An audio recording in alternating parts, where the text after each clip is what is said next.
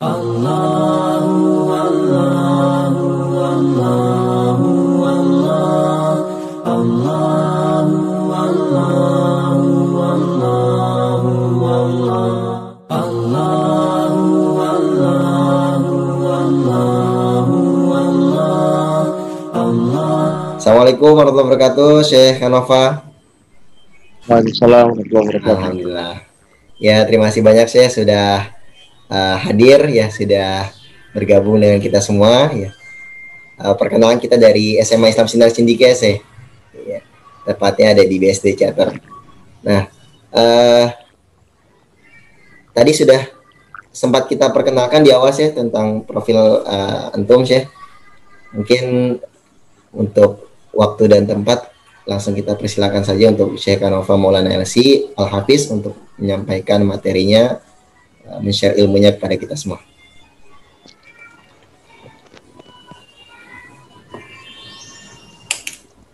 Teman-teman dinyalakan kamera semuanya ya.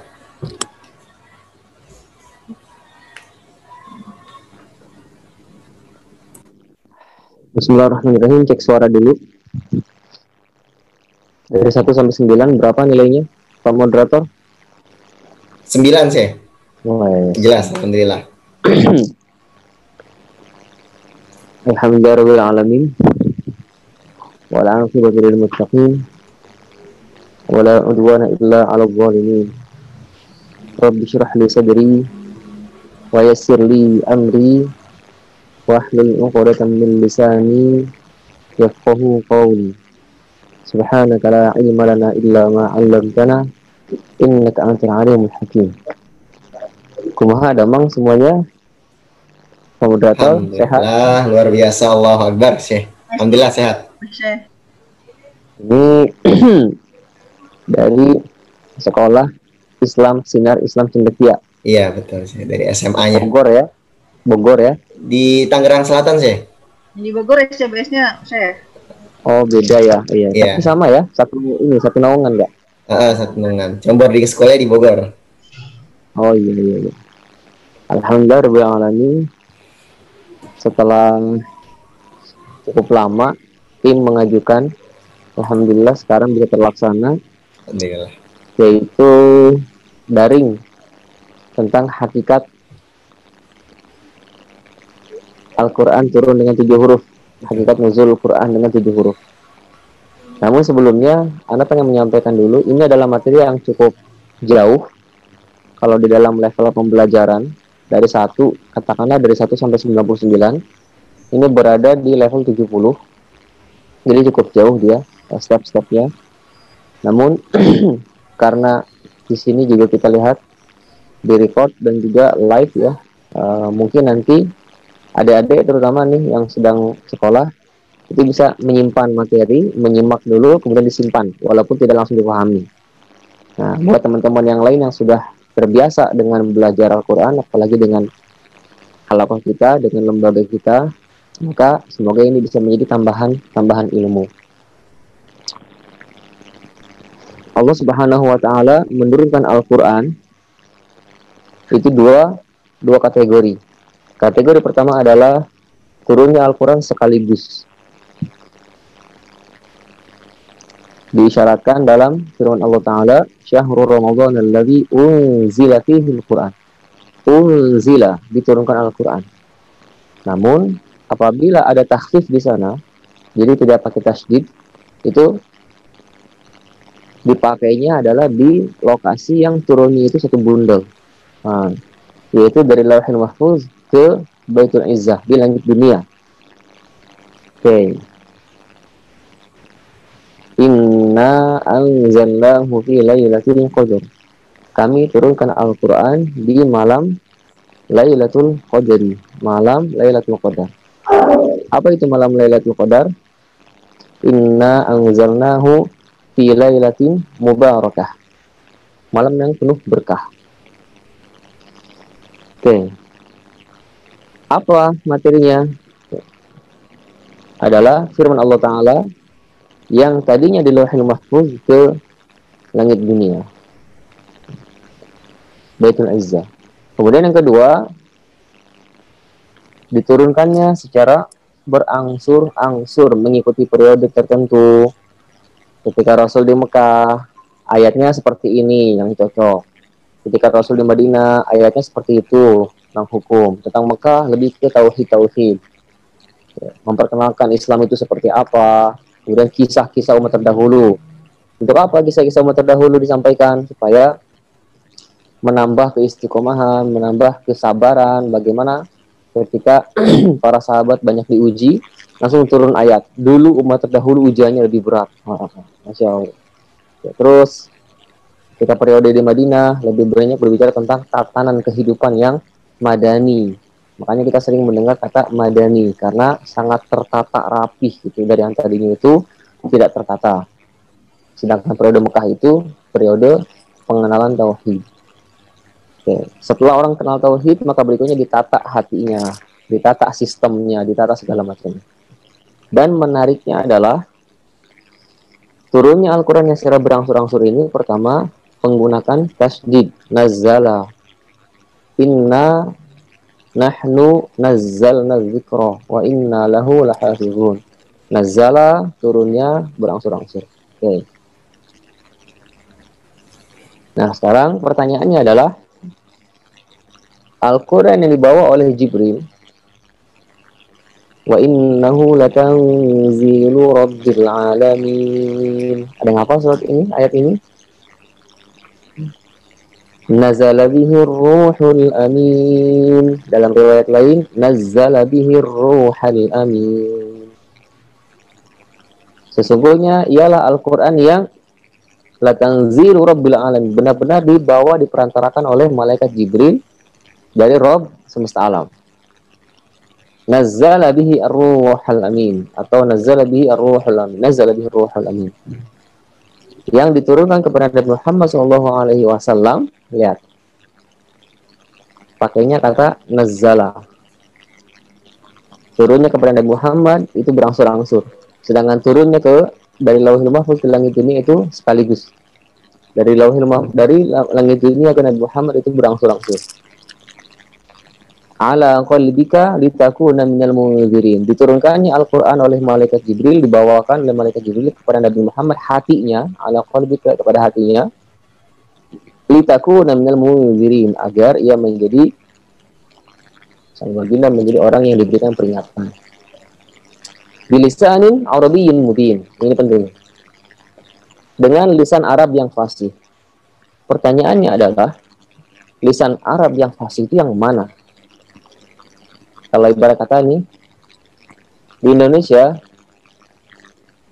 itu terdiri dari berbagai macam suku, bangsa, budaya, adat istiadat, segala macam lah.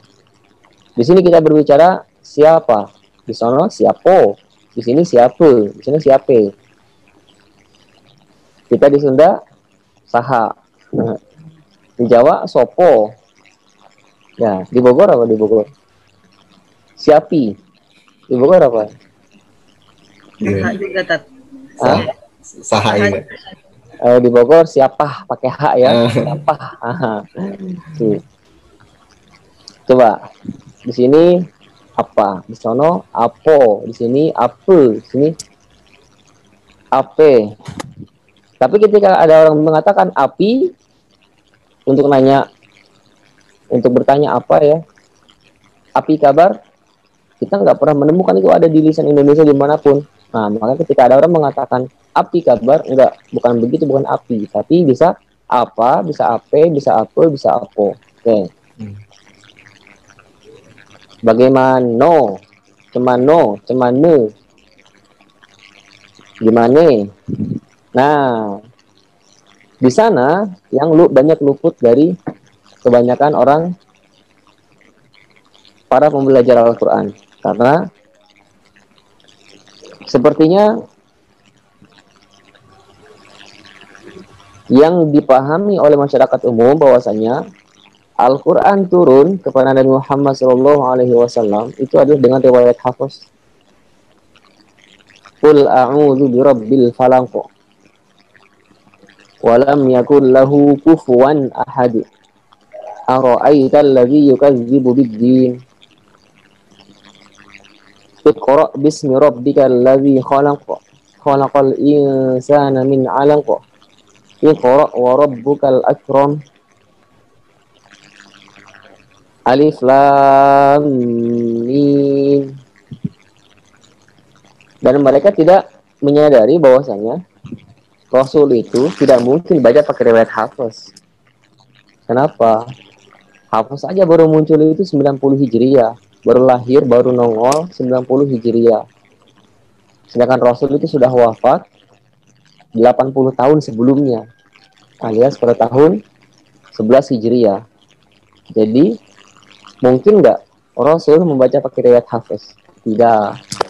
Tapi Rasul itu mengajarkan Al-Quran kepada para sahabat. Di antaranya ada Ibnu Mas'ud, Utsman bin Affan, Ali bin Abi Thalib, Zaid bin Thabit, sama Ubay bin Ka'ab.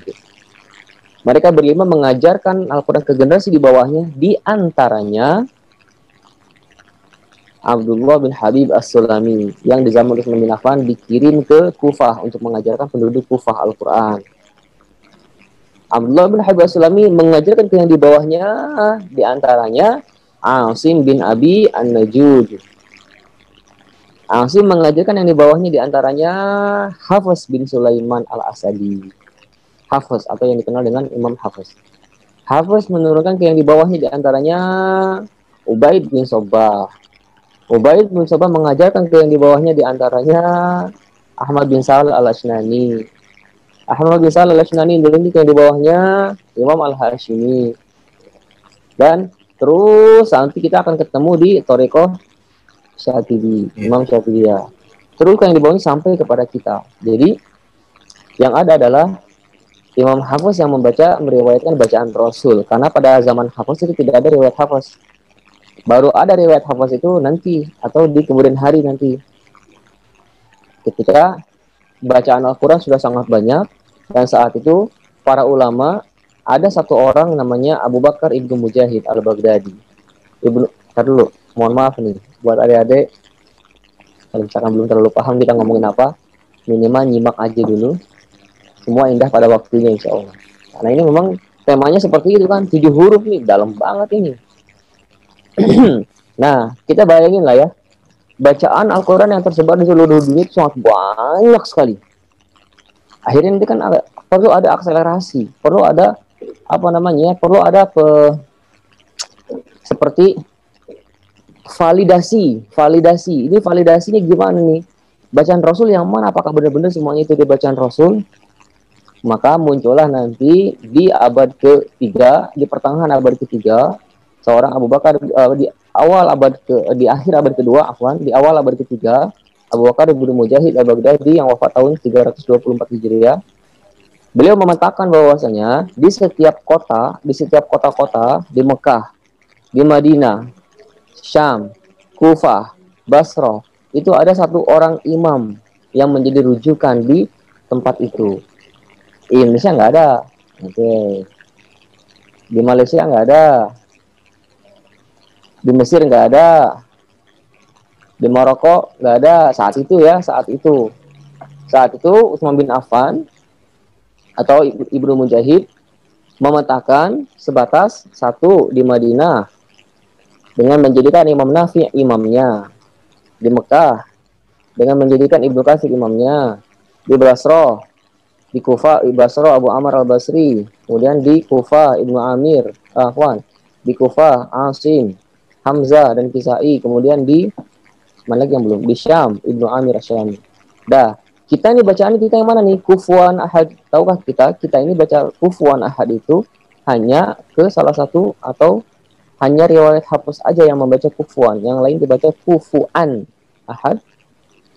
Kufan Ahad, Hafiz Kufuwan Ahad. Oke, terus.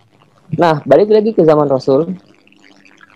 Terus maksud dari 7 huruf, sebelumnya kita harus mengenal dulu tentang sebuah hadis dari Ibnu Abbas radhiyallahu anhu, bahwasanya Rasulullah SAW bersabda, Jibril mentalakikan bacaan kepadaku dengan 1 huruf saja. Sebelumnya kita harus pahami bahwasanya makna 1 huruf ini adalah bukan huruf alif, ba, ta, sa, bukan ya. Bukan yang itu, jim, shin, sod, bukan yang itu. Karena itu mah hanya bagian dari bagiannya bagian dari bagiannya bagian-bagian.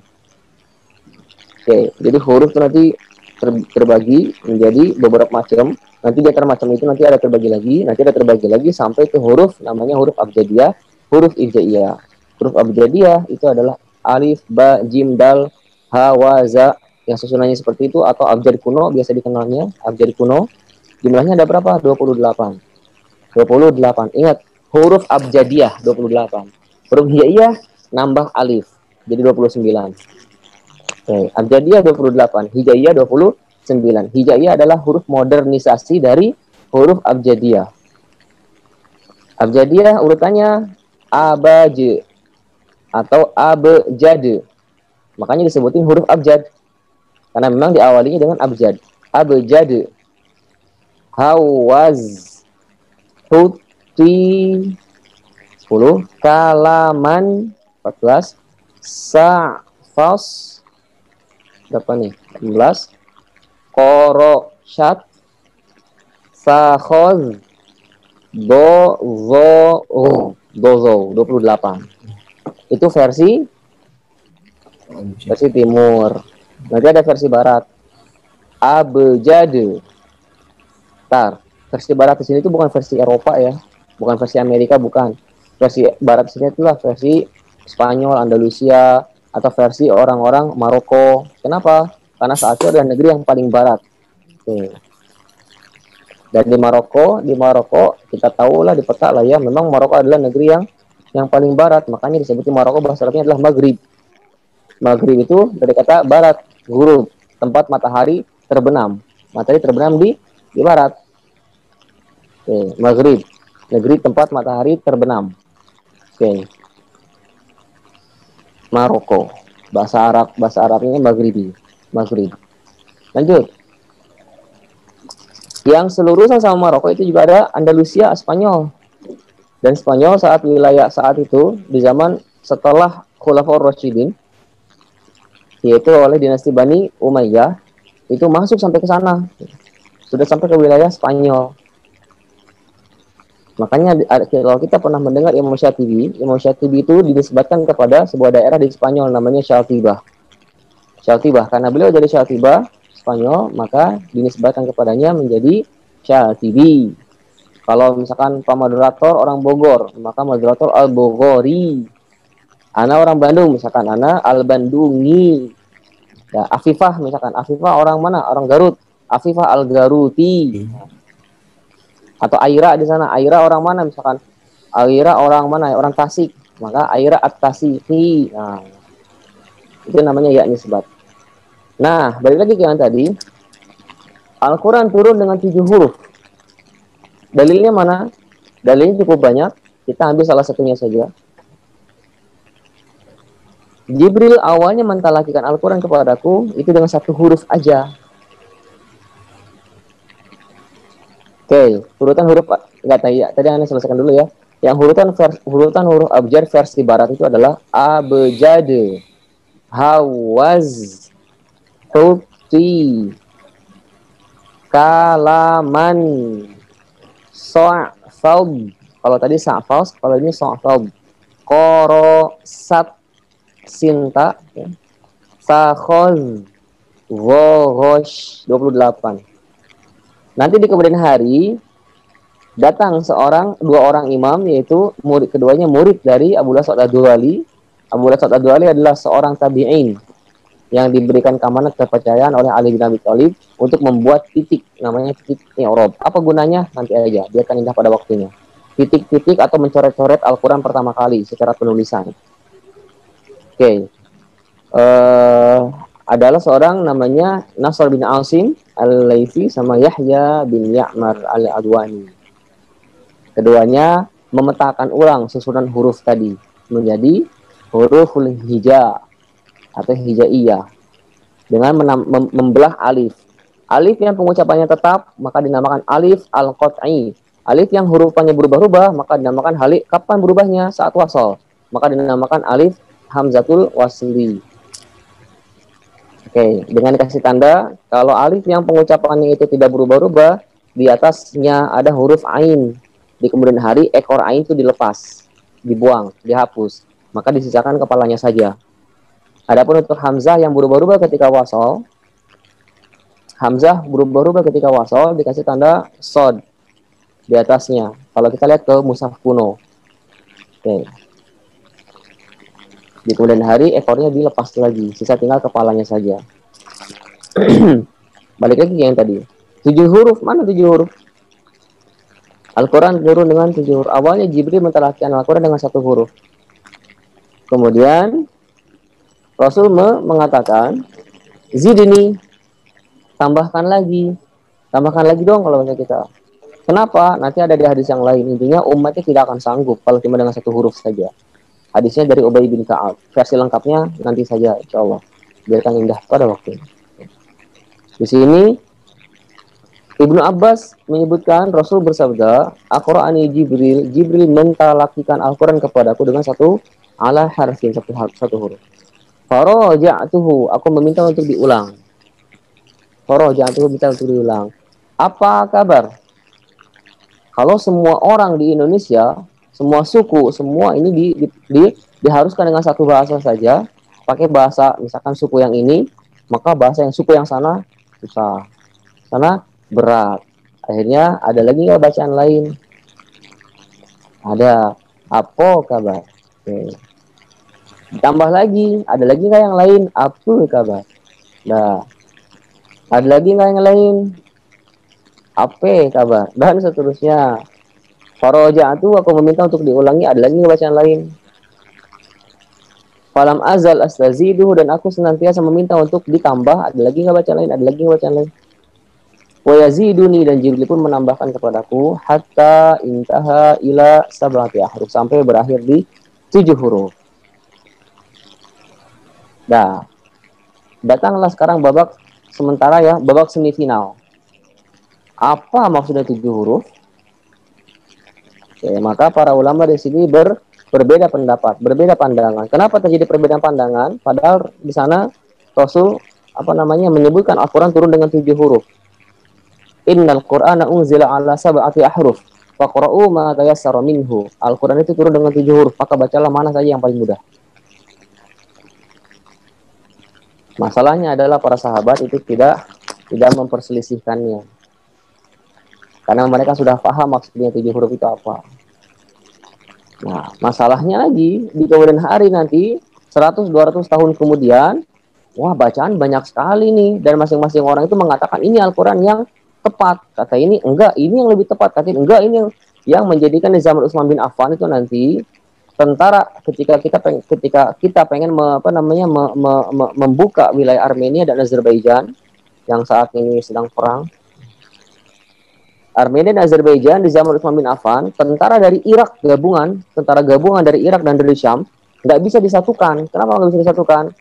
Ka ikhtilafihim fil qiraat, karena bacaan mereka berbeda. Lihat, wah gawat nih, bacaannya berbeda. Akhirnya yang satu mengatakan, inna qiraati khairun min qiraatika, bacaanku lebih baik daripada bacaan kau. Kata yang ini, wah gawat nih, enggak lah, aku yang lebih baik, aku belajar dari gini, dari Ibnu Mas'ud. Enggak lah, aku juga belajar dari Abu Darda seperti ini. Oke, wah gawat nih. Akhirnya yang satu saling mengunggulkan satu sama lain, yang satu saling mengunggulkan bacaannya dan tidak mengakui bacaan yang lain. Utsman bin Affan marah nih dengar istilah seperti ini. Fahadza yakadu yakunu kufra. Ini hampir membuat seorang itu menjadi kufur. Ya iyalah, gimana enggak kufur? Itu sama-sama dari Nabi. Kalau misalkan yang satu tidak mengingkari, yang satu mengingkari yang lain, berarti sama seperti mengingkari apa yang diturunkan kepada Nabi Muhammad SAW. Bahaya. Nah, sekarang ini perlu di kemudian hari nanti perlu adanya validasi. Terus bacaan Al-Quran yang itu adalah bacaan Rasul itu yang mana? Maka nanti para ulama itu membuat sebuah sistem hukum yang khusus untuk hal ini, yaitu rukun qiraat yang sahih. Yaitu ada 3. Yang pertama, setiap bacaan itu harus dan pasti harus sesuai dengan tata bahasa, tidak ada yang cacat secara tata bahasa. Rukun 1 saja belum cukup, ditambahin yang kedua, harus sesuai dengan rosam. Jadi yang tertulis di Rasam Utsmani seperti apa? Rasam Utsmani adalah penulisan Al-Quran yang ada bimbingan wahyu di sana. Ditulis oleh sahabat di hadapan Rasulullah SAW. Kemudian di zaman Utsman digandakan. Ya, itu sederhananya ya. Karena untuk Mus'haf Utsmani ini cukup dalam. Kemudian yang ketiga ini sanadnya ada sandarannya sampai ke Rasulullah SAW. Di kemudian hari seorang imam mengatakan, Ibnu Mubarak mengatakan al-isnadu minad-din. Sanad adalah bagian dari agama yang tidak bisa dipisahkan.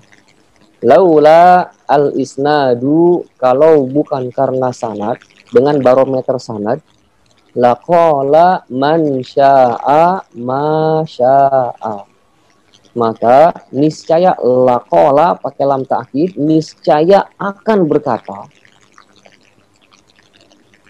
man syaa, siapapun, ma syaa, apapun. Tuh, jadi tidak ada validasinya. Oke. Maka nanti ada memang tim ulama khusus yang berbicara dan mengkaji pembahasan tersebut. Setelah dikaji segala macam, ternyata dipetakan yang sesuai dengan ketiga rukun SOP tadi itu dari seluruh total bacaan yang ada, saat itu hanya 7 saja. Ada berapa? Hanya 7 saja. Yang pertama di Madinah dipilihkan Imam Nafi'. Jadi semua bacaan orang Madinah itu kiblatnya adalah kepada Imam Nafi', termasuk Imam Malik radhiyallahu anhu, imamnya ahli fikih dan mazhab, menyandarkan bacaannya kepada Imam Nafi', bacaan Al-Qur'annya. Lain Imam Malik, lain lagi Imam Syafi'i. Dalam kitab yang ditulis oleh Imam As-Sakhawi untuk syarah Matan Syatibi, beliau menyebutin adapun Ibnu Katsir adalah qiraat yang dipakai oleh Imam Syafi'i dalam istinbat hukum. Di Mekah nanti ada Ibnu Katsir. Jadi semua bacaan Mekah itu kiblat bacanya adalah kepada Ibnu Katsir. Walaupun mungkin nanti orang Mekah belajar juga ke Madinah sama Imam Nafi'. Oke. Kemudian nanti ada lagi di Basrah imamnya, yaitu Abu Amr Al-Basri. Kemudian di Syam yang merupakan imam qiraat yang paling senior, yang paling sepuh, yaitu Ibnu Amir Asy-Syami. Kemudian di Kufah nanti dipilihkan ada Imam Asim dan Imam Hamzah, wafat digantikan Imam Kisai. Total ada 7. Nah, itulah yang nanti akan dikenal dengan qiraatus sab'i, qiraat yang 7. Jadi bacaan Al-Quran yang manapun sebelum ke Rasul itu pasti akan melewati yang 7 itu dulu awalnya, sampai muncul istilah 7 huruf itu maksudnya adalah 7 qiraat. Nah, ini bahaya. Di kemudian hari, di abad ke-7 atau awal abad ke-8, akhir abad ke-7 atau di awal abad ke-8, ada lagi seorang imam yang kilau cahayanya itu seolah-olah menutupi cahaya-cahaya bintang-bintang, seperti purnama yang menutupi cahaya bintang-bintang. Sebelumnya sudah banyak itu bintang-bintang yang membuat langit itu cerah. Cuman dengan kehadiran beliau itu seperti purnama yang membuat cahaya sebelumnya itu redup, padahal nggak redup, ada gitu. Yaitu Muhammad bin Muhammad ibn Yusuf ibn Ali ibn Yusuf Al-Jazari Asy-Syafi'i, atau yang dikenal dengan Ibnu Al-Jazari, yang kajiannya selalu kita laksanakan untuk dijaga risalah keilmuannya itu 1 tahun sekali atau 2 kali, yaitu kajian Matan Muqaddimah Ibnu Al-Jazari. Kemarin baru selesai kita kajiannya dihabiskan per Sabtu Ahad. Baru kemarin selesai, Ahad kemarin sekarang hari Kamis, hari Ahad kemarin itu baru selesai programnya. Nanti ada lagi insya Allah di akhir tahun, kalau ada yang mau ikutan di akhir tahun 10 hari kita karantina. Insya Allah tempatnya kalau tidak di Bandung, di Bogor, karantina nasional untuk belajar Al-Quran lebih dalam lagi, lebih dahsyat lagi. Ini sangat direkomendasikan untuk para pengajar Al-Quran terutama. Secara umum untuk para pecinta Al-Quran sangat direkomendasikan. Ibu-ibu yang pengen anaknya bukan cuma hafal Al-Quran, tetapi juga mungkin sampai bersanad, walaupun saat itu mungkin belum dapat sanadnya gitu. Tapi ingin anaknya tahu, punya gambaran yang jelas tentang sanad, bisa diikutsertakan dalam daurah fenomenal tersebut. Satu kali hanya 1 tahun saja dan hanya di bulan Desember. Nah, bisa diikuti. Misalkan insan cendekia juga kalau misalkan mau ngirim utusan, oke, maka insya Allah kita akan sambut dengan tangan yang sangat terbuka. Sinar cendekia, Sat. Sinar cendekia, teman-teman. Sinar cendekia ya, bersinar dan cerdas. Masya Allah. Masya Allah. Nanti nambah lagi satu lagi, hafal Quran. Masya. Oke. Lanjut lagi ya tentang 7 huruf. Muncul seorang Imam Ibnul Jazari. Beliau memetakan ternyata qiraat yang sahih itu tidak terbatas pada yang 7 itu, tapi ada juga 3 lagi imam saat itu yang sesuai dengan rukun yang sahih. Yaitu di Madinah, itu ditambahkan lagi ada satu lagi, yaitu gurunya Imam Nafi', yaitu Abu Ja'far Yazid bin Qa'qa' al-Madani. Kemudian di Basrah juga ada lagi satu, yaitu Ya'qub al-Hadrami. Ya'qub al-Basri, Ya'qub al-Basri. Kemudian terakhir di Kufah, nambah lagi satu, ditambahkan satu, yaitu Khalaf al-Ashir. Oke. Jadi total qiraat yang sahih itu ada 10 yang sahih. Dan tidak ada di atas itu yang sahih selain yang 10 tadi. Kalaupun ada, itu setelah dipetakan oleh para ulama saat itu statusnya adalah syadz. Apa itu syadz? Syadz itu tidak sesuai dengan SOP, ada yang hilang dari SOP-nya. Nah, balik lagi ke 7 huruf. Jadi 7 huruf itu 7 qiraat, bukan 7 qiraat. Jadi 7 huruf itu apa? 7 huruf itu para ulama itu berselisih pendapat. Bahkan Ibnu Jazari sendiri mengatakan, aku telah berkeliling lebih dari 30 tahun untuk mencari tahu makna 7 huruf itu apa. Maka la'alla itu barangkali inilah yang paling benar. Beliau menyebutkan versi beliau sendiri. Nah, cuman kita akan pilihkan salah satunya saja karena tidak mungkin dan bukan ranahnya di sini untuk menyebutin ini begini, itu begitu segala macam, tidak. Kita akan menyebutkan versi yang umumnya diketahui oleh para pembelajar ilmu qiraat. Yang umumnya diketahui oleh para pembelajar ilmu qiraat. Yaitu seperti yang dinukilkan, dicatatkan, disimpan oleh seorang ulama muasirin, ulama kontemporer, sudah wafat beliau, yaitu Syekh Abdul Fattah Al-Qadhi dalam kitab Syarah Matan Syadzili. Yang akan kita pilihkan maksud dari 7 huruf itu adalah barangkali. Nah, ini dia. Satu, yang pertama, nanti ketika kita belajar Al-Quran, yang level yang lebih tinggi, yaitu mempelajari seluruh bentuk bacaan Rasul, nanti ada terjadi perbedaan dalam satu lafal. Nah, perbedaan itu yang pertama, Al-Quran disusun dari 7 huruf, bukan. Jangan bikin istilah sendiri, bahaya itu. Oke. Saya Pak Ahmad Marzuki, Al-Quran disusun dari 7 huruf, bukan. Jangan bikin istilah sendiri ya, bahaya nanti. Oke. Maksud dari 7 huruf itu adalah satu. Nanti ada satu lafaz nih, misalkan contoh lafaz pertama adalah masjid. Innama maka nalil musyrikin ay ya'muru masajidallahi syahidina ala anfusihim bil kufur. Nanti ada bacaan lain. Innama maka nalil musyrikin ay ya'muru masjidallahi. Yang satu masajid, yang satu masjid. Maka perbedaan tersebut itu berdasarkan perbedaan isim. Jadi nanti diteliti itu tipe perbedaan Al-Quran. Tipe perbedaan yang ada di dalam bacaan Al-Quran, dia tidak akan lepas dari 7 tipe perbedaan. Yang pertama adalah, perbedaan itu ditinjau, terjadi perbedaan dari sisi isim. Tahu isim? Isim itu adalah sebuah kata yang menunjukkan kepada sebuah arti, namun tidak ada hubungannya sama waktu. Contoh, nih, jam tangan, saatun. Kemudian kolan suatun, itu tidak ada hubungan sama waktu. Coba kalau kita sebut misalkan headset. Ada pertanyaan kapan? Tidak ada. Maka itu namanya isim. Nah, nanti yang kedua ada lagi perbedaan nih ketika kita membaca Al-Quran nih, atau ketika kita mendengar perbedaan-perbedaan bacaan Al-Quran, perbedaan itu hanya diketahui pastinya oleh orang yang memang ahli di sana ya.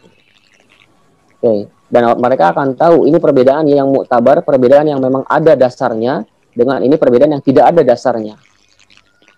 Perbedaan yang ada dasarnya mantap. Perbedaan yang tidak ada dasarnya bahaya. Tet, merah.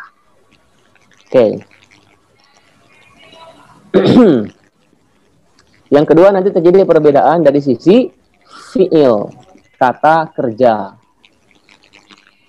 Misalkan contoh, di sini mah pakai fiilnya kata kerjanya lampau. Kola yakulu, kola. Silakan buka mushaf antum semua yang pegang mushaf. Buka di akhir surat Al-Anbiya contohnya ya. Atau di ayat keempat surat Al-Anbiya contohnya saja. Kita ambil kata kerja yang sama yaitu kata kola. Maka kalau kita buka di sana di akhir surat Al-Anbiya, qaf lam tanpa alif, keren. Qaf lam tanpa alif, ya, tanpa alif, pakai alif nggak? Izin share screen ya, Sir.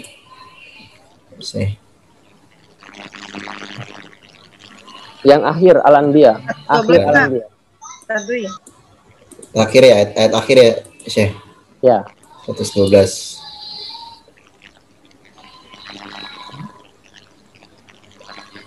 Ini ya, Syekh. Ya, pakai alif? Tidak. Ada, menarik. Qala artinya apa? Muhammad berkata. Telah berkata. Mantap. Telah berkata. Tahukah kita? Coba antum matikan ini screen-nya. Sekarang kita pakai screen yang dari Anda.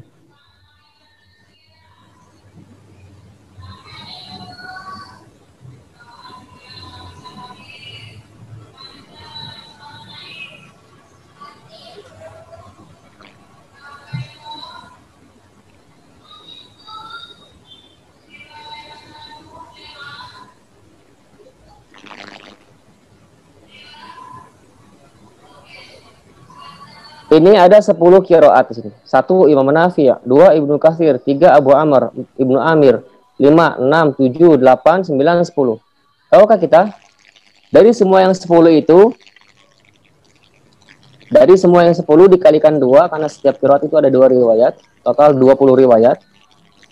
Itu hanya Hafs aja yang membaca qala.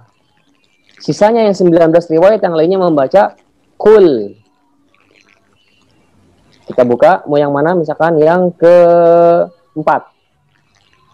Hisham atau Ibnu Zakwan, boleh. Surat Al-Anbiya 21. Oke. Apa bacanya? Qul. Qul Rabbi. Ini riwayat apa ini? Ini riwayat Hisham dari Ibnu Amir. Buka lagi. Antum mau riwayat apa? Riwayat yang keberapa nih? 1, 2, 3, 4, 5, 6, 7, 8, 9, 10. Mau yang mana? 2. Nomor 2. Ibnu Katsir di Mekah. Al-Bazzi atau Qunbul sama saja. Ini sama saja membacanya. Lihat. Al-Bazzi dari Ibnu Katsir. Gimana bacanya? Qur rabbikum.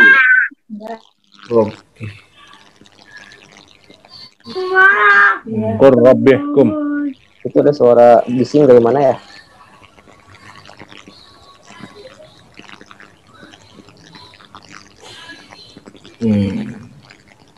Oke.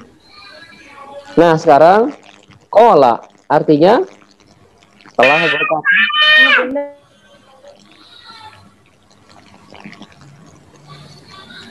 Coba dikondisikan dulu, tolong dikondisikan dulu. Siap, Syekh.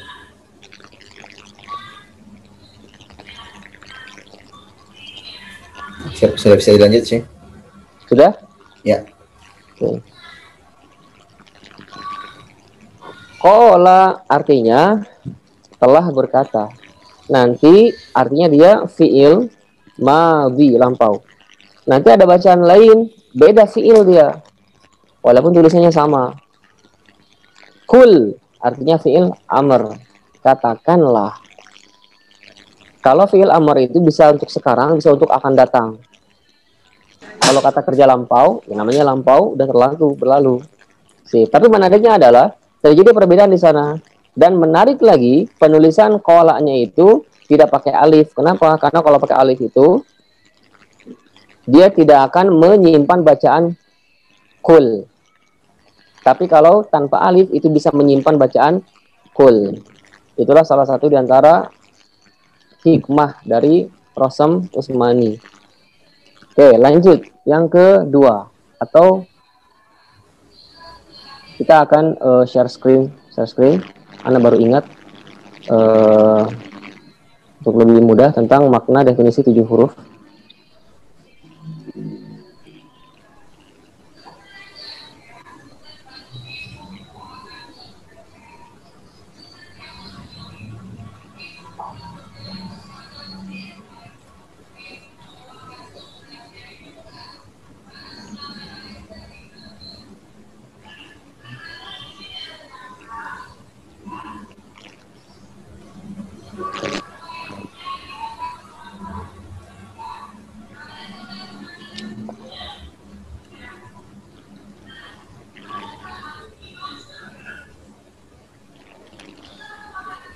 Ini dia.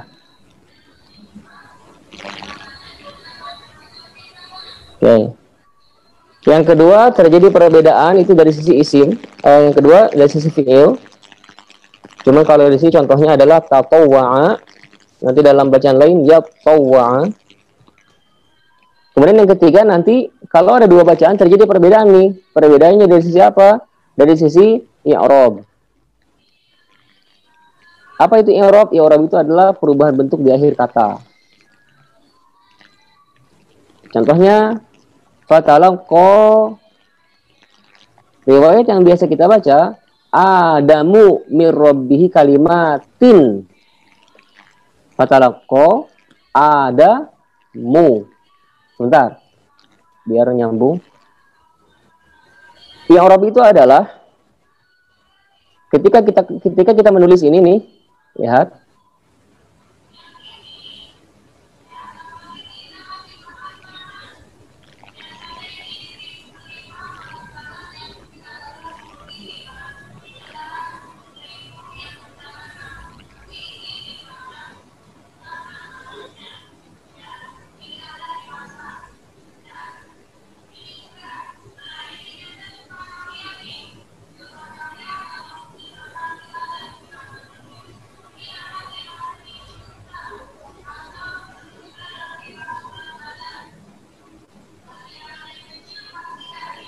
Kalau ada tulisan seperti ini,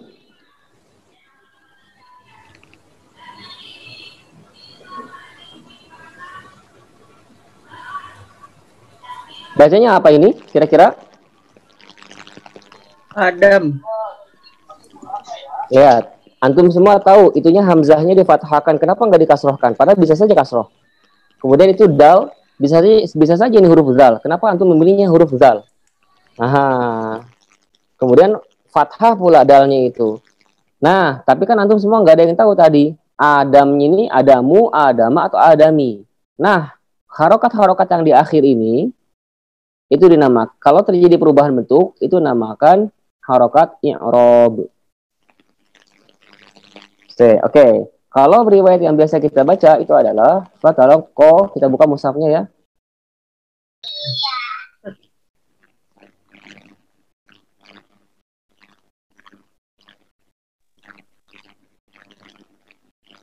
Nah, gimana bacanya ini? Ayat 37. Fatalaqqa ada apa ini? Adam. Ada mumir robi kalimah tin. Tahukah kita? Nanti ada bacaan yang lain yaitu fatalaqqa ada ma mir robi kalimah tun. Nah, terjadi perbedaan tuh. Kita buka mushaf Ibnu Katsir.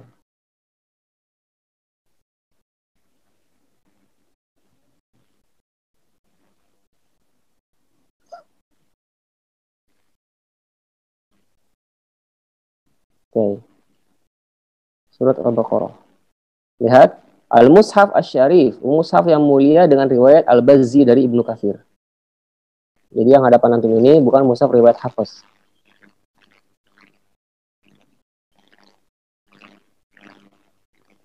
Gimana bacanya? Fatalaqqa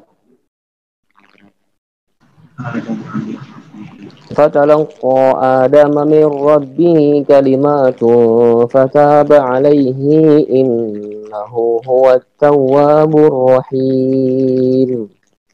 Yang satu Adamu, yang satu Adama. Itu namanya i'rab. Apa pengaruhnya? Pengaruhnya nanti di makna. Yang satu Adamu statusnya adalah sebagai subjek. Nabi Adam bertalaki dari Allah Ta'ala. Apa yang ditalakikan? Kalimat, beberapa kalimat. Nanti dengan bacaan seperti ini maka menjadi kalimat yang bertalaki dari Allah Ta'ala Nabi Adam. Sama seperti Ahmad ketemu sama Zaid. Hikmahnya di sisi yang lain, Zaid lah yang ketemu sama Ahmad. Sama aja intinya. Oke. Itu yang ketiga. Ulangi. Yang pertama apa? Perbedaan dari sisi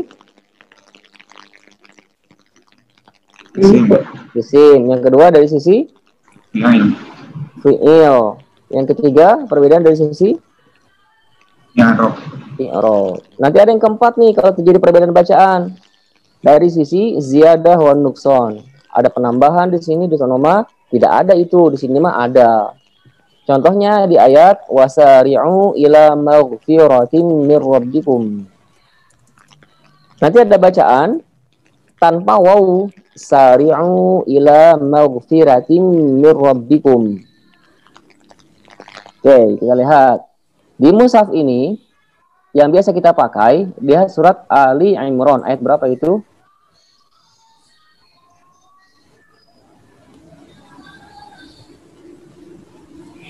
Ayat 100 atau 101.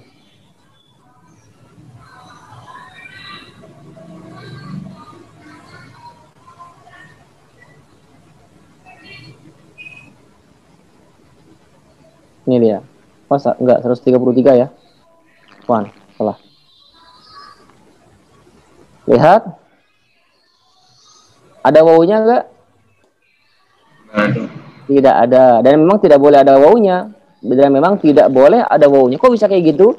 Nanti ada erat kaitannya dengan mushaf Utsmani. Rasul mentalakikan ke sini pakai dan. Rasul mentalakikan ke sana tidak pakai dan. Oke. Dan dua-duanya sama-sama dari Rasul. Di samping bacanya juga tidak maghfiro, tapi maghfira. Sari'u ila maghfiratin rabbikum wa jannatin arduha as-samawati wal ard. Dan tidak dibaca wal ard, tapi wal ard. Perbacaannya juga ada perbedaan. Oke, ini yang keempat. Perbedaan dari sisi penambahan dan pengurangan. Ingat sekali lagi, penambahan pengurangan asalkan satu, ada dasarnya, ada sumbernya dari wahyu dari Rasulullah SAW, dan bukan penambahan pengurangan yang tidak ada sumbernya. Gimana? Paham? Paham ya. Oke, ulangi. Yang pertama perbedaan dari sisi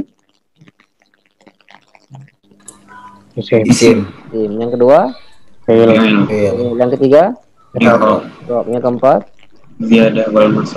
ziyadah dan nuqsan.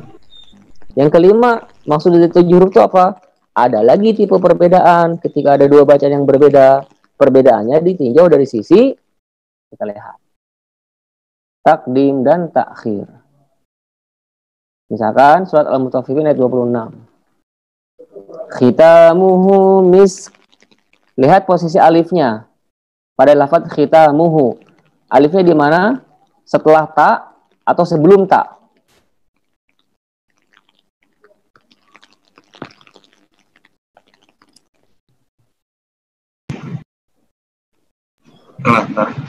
Setelah ta. Nanti ada bacaan sebelum ta. Khatamuhu misk. Oke, kita lihat. surat Al-Mutaffifin atau contoh yang lain saja. Di surat yang sama lah ya ceritanya. Kita akan buka qiraat Imam Hamzah di halaman terakhir surat Ali Imran.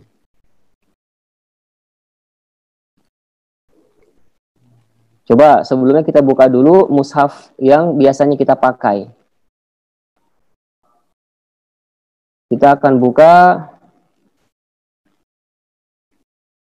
akhir surat Ali Imran. Ini lihat. Coba kita baca.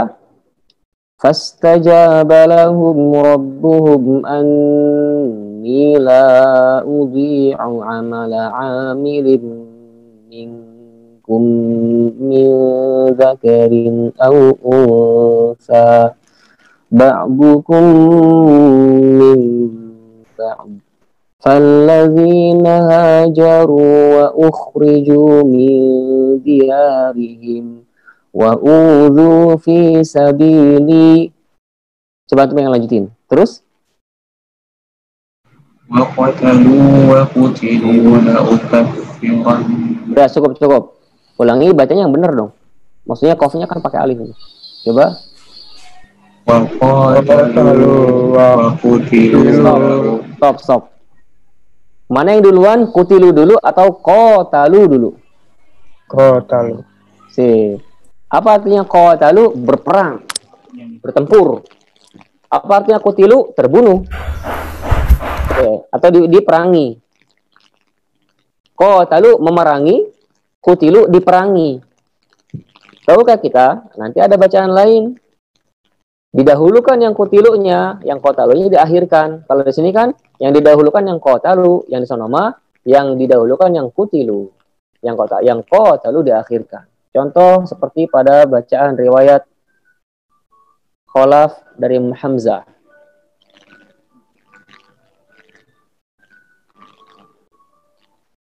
Wa udzu fi sabili wa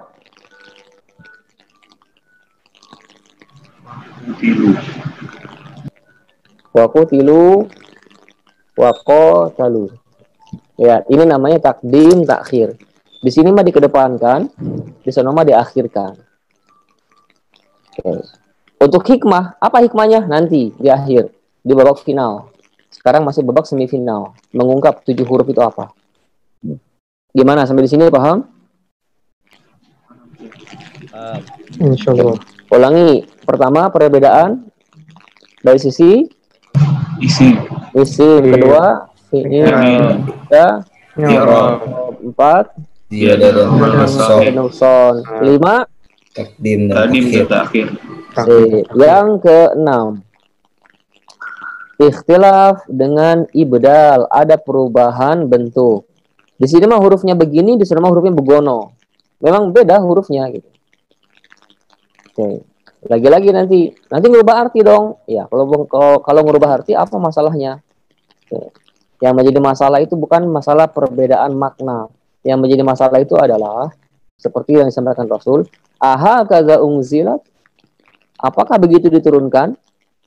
Walaupun berbeda makna, ketahuilah setiap perbedaan makna dari dua bacaan yang berbeda itu tidak akan perbedaan makna yang sifatnya itu saling bertentangan. Tapi perbedaan itu selalu saling meluaskan makna.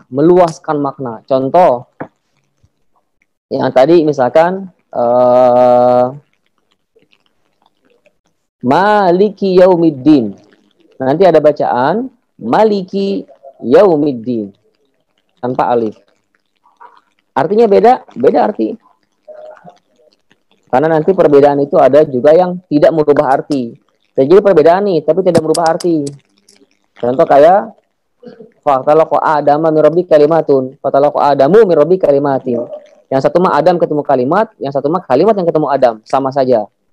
Nanti ada perubahan itu merubah arti, tapi setiap perubahan arti tersebut itu untuk hikmah yang sangat besar. Oke, apa itu babak final? Insya Allah nanti. Nah, di sini ada terjadi perbedaan, ada perbedaan. Contoh Maliki artinya pemilik, sang pemilik. Maliki artinya sang penguasa, sang raja. Lihat, kalau manusia yang memiliki belum tentu menguasai. Contoh di sini ada misalkan Afifah, di sini yang Nazwa misalkan, Nazwa Sobiro. Nazwa punya motor, memiliki kan? Pertanyaannya, apakah Nazwa pasti menguasai motor tersebut? Kalau rusak nggak dibawa ke bengkel, benerin sendiri. Letak ini di sini, letak ono di sono, pokoknya benar-benar menguasai. Pasti begitu nggak, Pak Moderator? Ya, Ya, apa Belum tentu. pasti? Belum tentu. belum tentu. Sih, belum tentu. Begitu pula sebaliknya, orang yang menguasai belum tentu memiliki. Contoh, orang teknik mesin. Oh, dia sangat menguasai mesin pesawat. Pasti nggak dia punya pesawat? Belum Enggak, tentu. belum tentu. Belum tentu. Nggak punya biasanya. Nggak pasti. Kecuali di sini Aira, kan? Bisa jadi kan nanti punya helikopter untuk pergi ke sekolah pakai helikopter. Apache lagi. Sih. Oke, di sini yang muncul namanya cuman 1 Sinar Cendekia, 2 Afifa, 3 Nazwa, 4 Aira. Jadi nanti kalau kesebut-sebut ini ya, jadi artis sementara. Sering kesebut. Saya guru, Tat, nggak apa-apa. Boleh. Oh iya, Wa Afifah berarti. Oke. Soalnya nggak ada gambarnya juga kan, jadi kita nggak tahu itu muda apa sepuh. Oke. Ah, Afifah ini kayaknya masih 17 tahunan. Terima kasih. Makasih, Syekh. Makasih, Syekh. 17 tahun ke atas. 17 tahun ke atas. Alhamdulillah. Oke. Lanjut. Coba sekarang yang ke-6 itu nanti terjadi perbedaan. Kalau di sini contohnya adalah hunalika tablu ta, ba, lam, waw, alif. Nanti ada bacaan lain, ba-nya itu tidak pakai ba tetapi pakai ta. Hunalika tatlu. Kita ambil contoh yang lain, misalkan perubahannya cukup banyak. Misalkan di yang tadi sudah kita kasih lihat aja. Misalkan di sini nih. Misalkan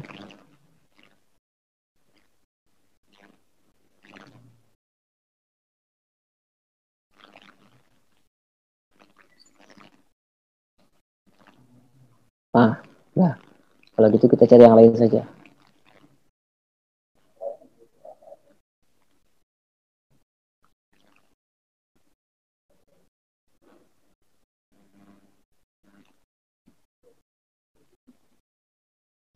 Surat Al-Hujurat.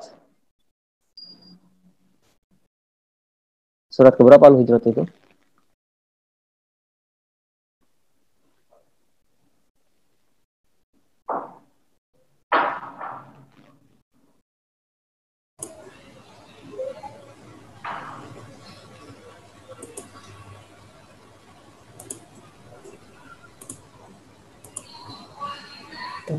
Buka surat Al-Hujurat.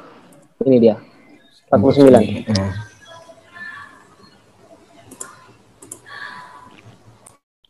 Sebelum kita ke sini, kita buka dulu mushaf yang biasa kita pakai. Buka surat Al-Hujurat ya.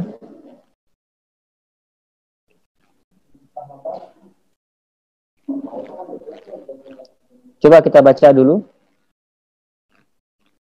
Ayat ke-6. Boleh Pak Moderator bacain ya ayyuhalladzina amanu.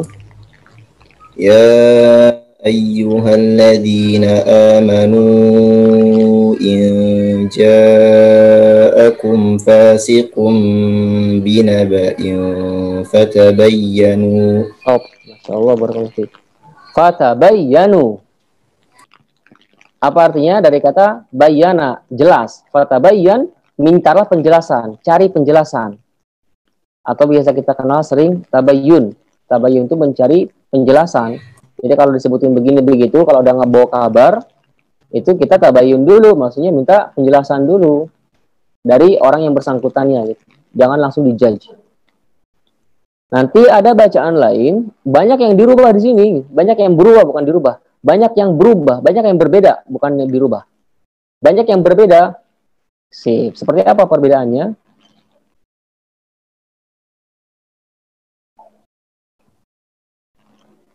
Nah, coba sekarang baca Kak Aira, sang guru. Aku.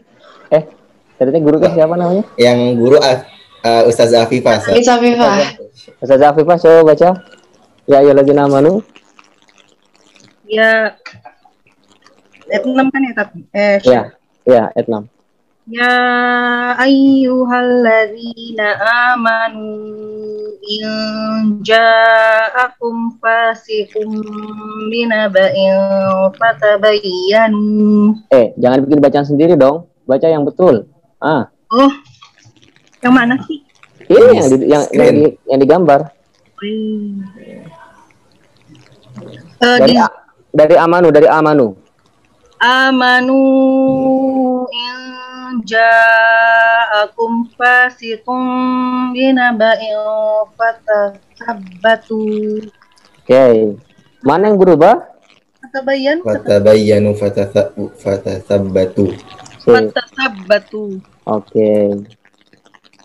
Tabayyanu dari asli katanya bayana. Tasabbatu dari asli kata sabata. Sabata itu tetap, ketetapan. Cari penetapannya. Penguatannya, pengokohannya. Apa yang berubah? Banyak banget itu. Satu fiil itu berubah gitu. Bayana jadi sabata. Di sini menggunakan kata sabata, di sana menggunakan kata bayana. Sabbata di sana bayana. Fatasabbatu fatabayyanu. Ba-nya berubah menjadi sa, ya-nya berubah menjadi ba, nun-nya berubah menjadi ta. Sekali lagi afwan, bukan berubah. Tetapi di sini mah begitu. Di sono mah begono, di sini mah begini. Arti beda? Ya, arti beda. Makna bertentangan? Tidak, makna meluas. Sama seperti Pak moderator itu ganteng apa tampan? Kata ini enggak lah, Pak moderator ganteng. Kata ini tampan. Nah, tapi nanti kata kata Afifah, tar dulu itu perasaan apa memang begitu? Oke. Nah, ganteng tampan ada yang berubah nggak dari huruf? Berubah. Ya, beda banget gitu. Dirubah nggak? Tidak ada yang dirubah kan? Memang di sono mah ganteng, di sini mah tampan gitu. Dan gak ada yang dirubah, makanya tadi Ana afwan, bukan dirubah maksudnya, karena kalau dirubah tuh nanti kesannya ada yang dirubah gitu, tidak. Tapi di sana memang begitu bacanya, di sini mah begini bacanya. Di sini mah kata orang ini mah elok, kata orang-orang mah tampan, kata orang-orang mah indah, ganteng, kata orang mah beautiful. Nah. Sip, itu yang ke-6. Apa itu tadi? Perbedaan dari sisi ikhtilaf dan ibdal. Ibdal, perubahan bentuk. Atau perbedaan bentuk. Ikhtilaf berbeda. Ibdal ada yang diganti. Nah, yang terakhir ini yang paling banyak nih. Siapa? Ini siapa? Ini siapo? Di mana? Di mana? Di mana? Di mano? Cemana? Gimana? Bagaimana? Kumaha? Piye? Pripun? Pehaba? Aga kareba? Kumaha damang? Pripun kabare? Wah, banyak sekali Masya Allah Indonesia ini dahsyat. Perbedaan dari sisi lahjah. Jadi ada dua bacaan yang berbeda. Yang satu contohnya misalkan wadduha, lahjah sana begitu, membuka fathah itu. Lahjah sana wadduhi, lahjah sono wadduha. Antara fathah dan imalah. Fathah tegak, imalah itu bengkok.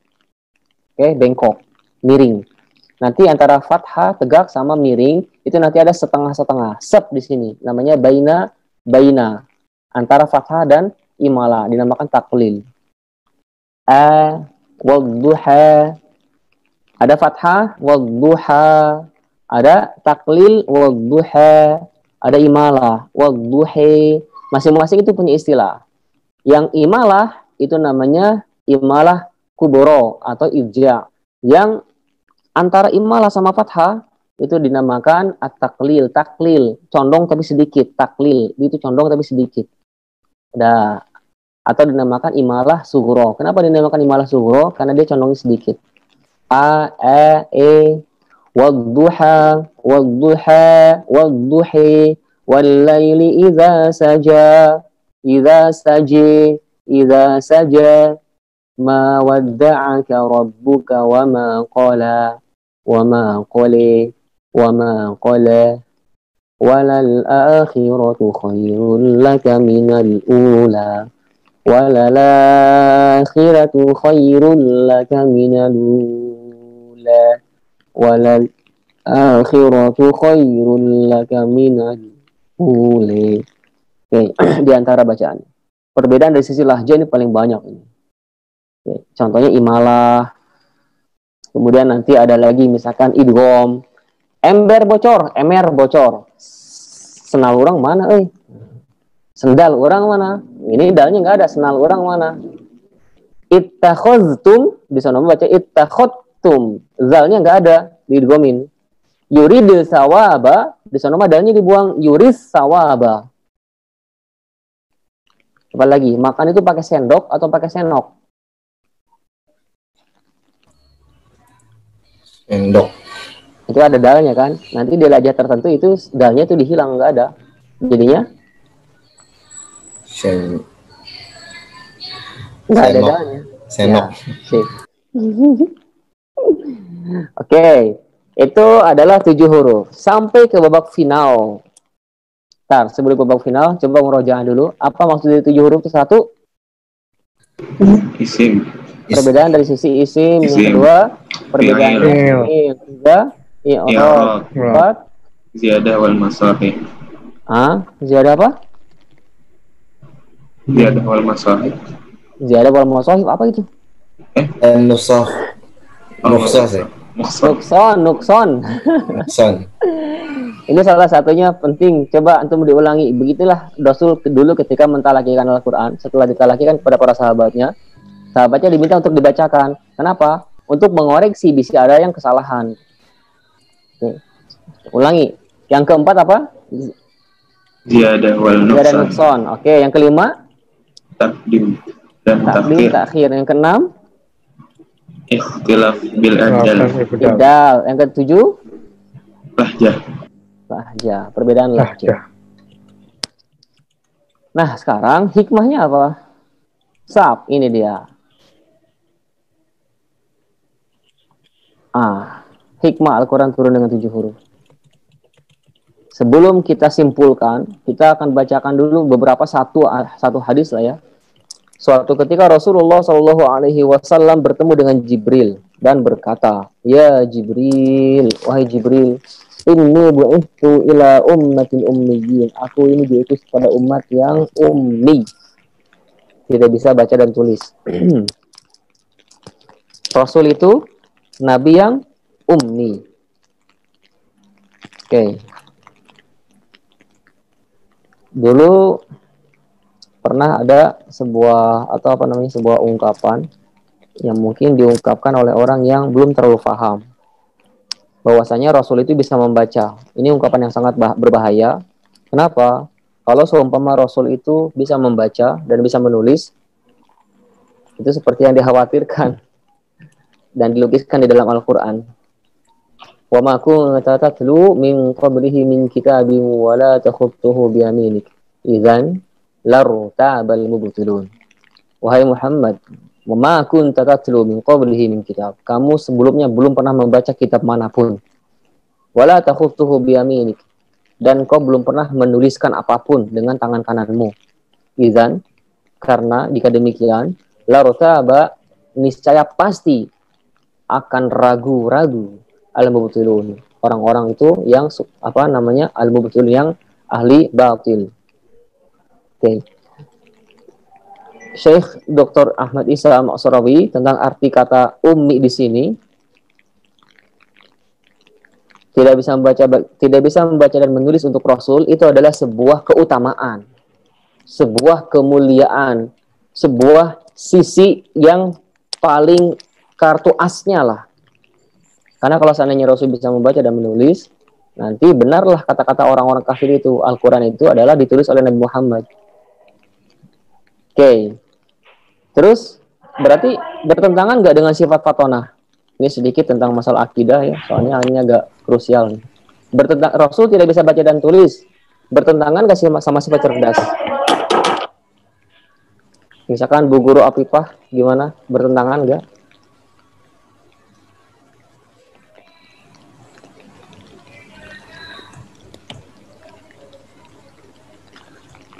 Bertentangan tidak? Jaringan ini. Pentet bising lagi ada pembelajaran juga Ustaz. Tidak. Rasul tidak bisa baca dan tulis. Itu bertentangan tidak? Sama sifat fatonah cerdas. Tidak sih. Tidak. Tapi banyak yang mempertentangan sih. Hah? Banyak apa? Tidak bertentangan, cuman banyak yang mempertentangkan. Oke. Sebuah hikmah Rasul tidak bisa baca dan tulis karena memang dibuat seperti itu adalah yang paling pertama agar tidak dikatakan Al-Quran itu dibuat oleh Nabi Muhammad SAW. Satu. Dan yang kedua, Rasul itu tidak butuh tulisan apa-apa. Dia tidak butuh bacaan apa-apa. Kenapa? Karena ilmu Rasul tidak disandarkan kepada tulisan. Sebagaimana kita semua pada umumnya menyandarkan ilmu itu sama buku kan? Baca buku.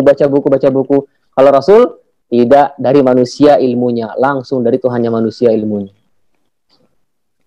Kenapa? Karena segala ilmu itulah yang disandarkan kepada Rasulullah SAW dan bukan Rasul yang mencari ilmu dari tempat lain. Kalau kita kan nyari ilmu kan dari satu tempat ke tempat yang lain. Kalau Rasul nggak gitu. Cari ilmunya langsung dari Jibril alaihissalam dari Allah Ta'ala. Masya Allah. Maka sedikit pun Rasul tidak bisa baca tulis itu adalah karena memang tidak butuh baca dan tulis. Dan Rasul bisa baca dan tulis itu adalah sebuah kelemahan. Beda dengan kalau kita bisa baca dan tulis, itu adalah sebuah keutamaan.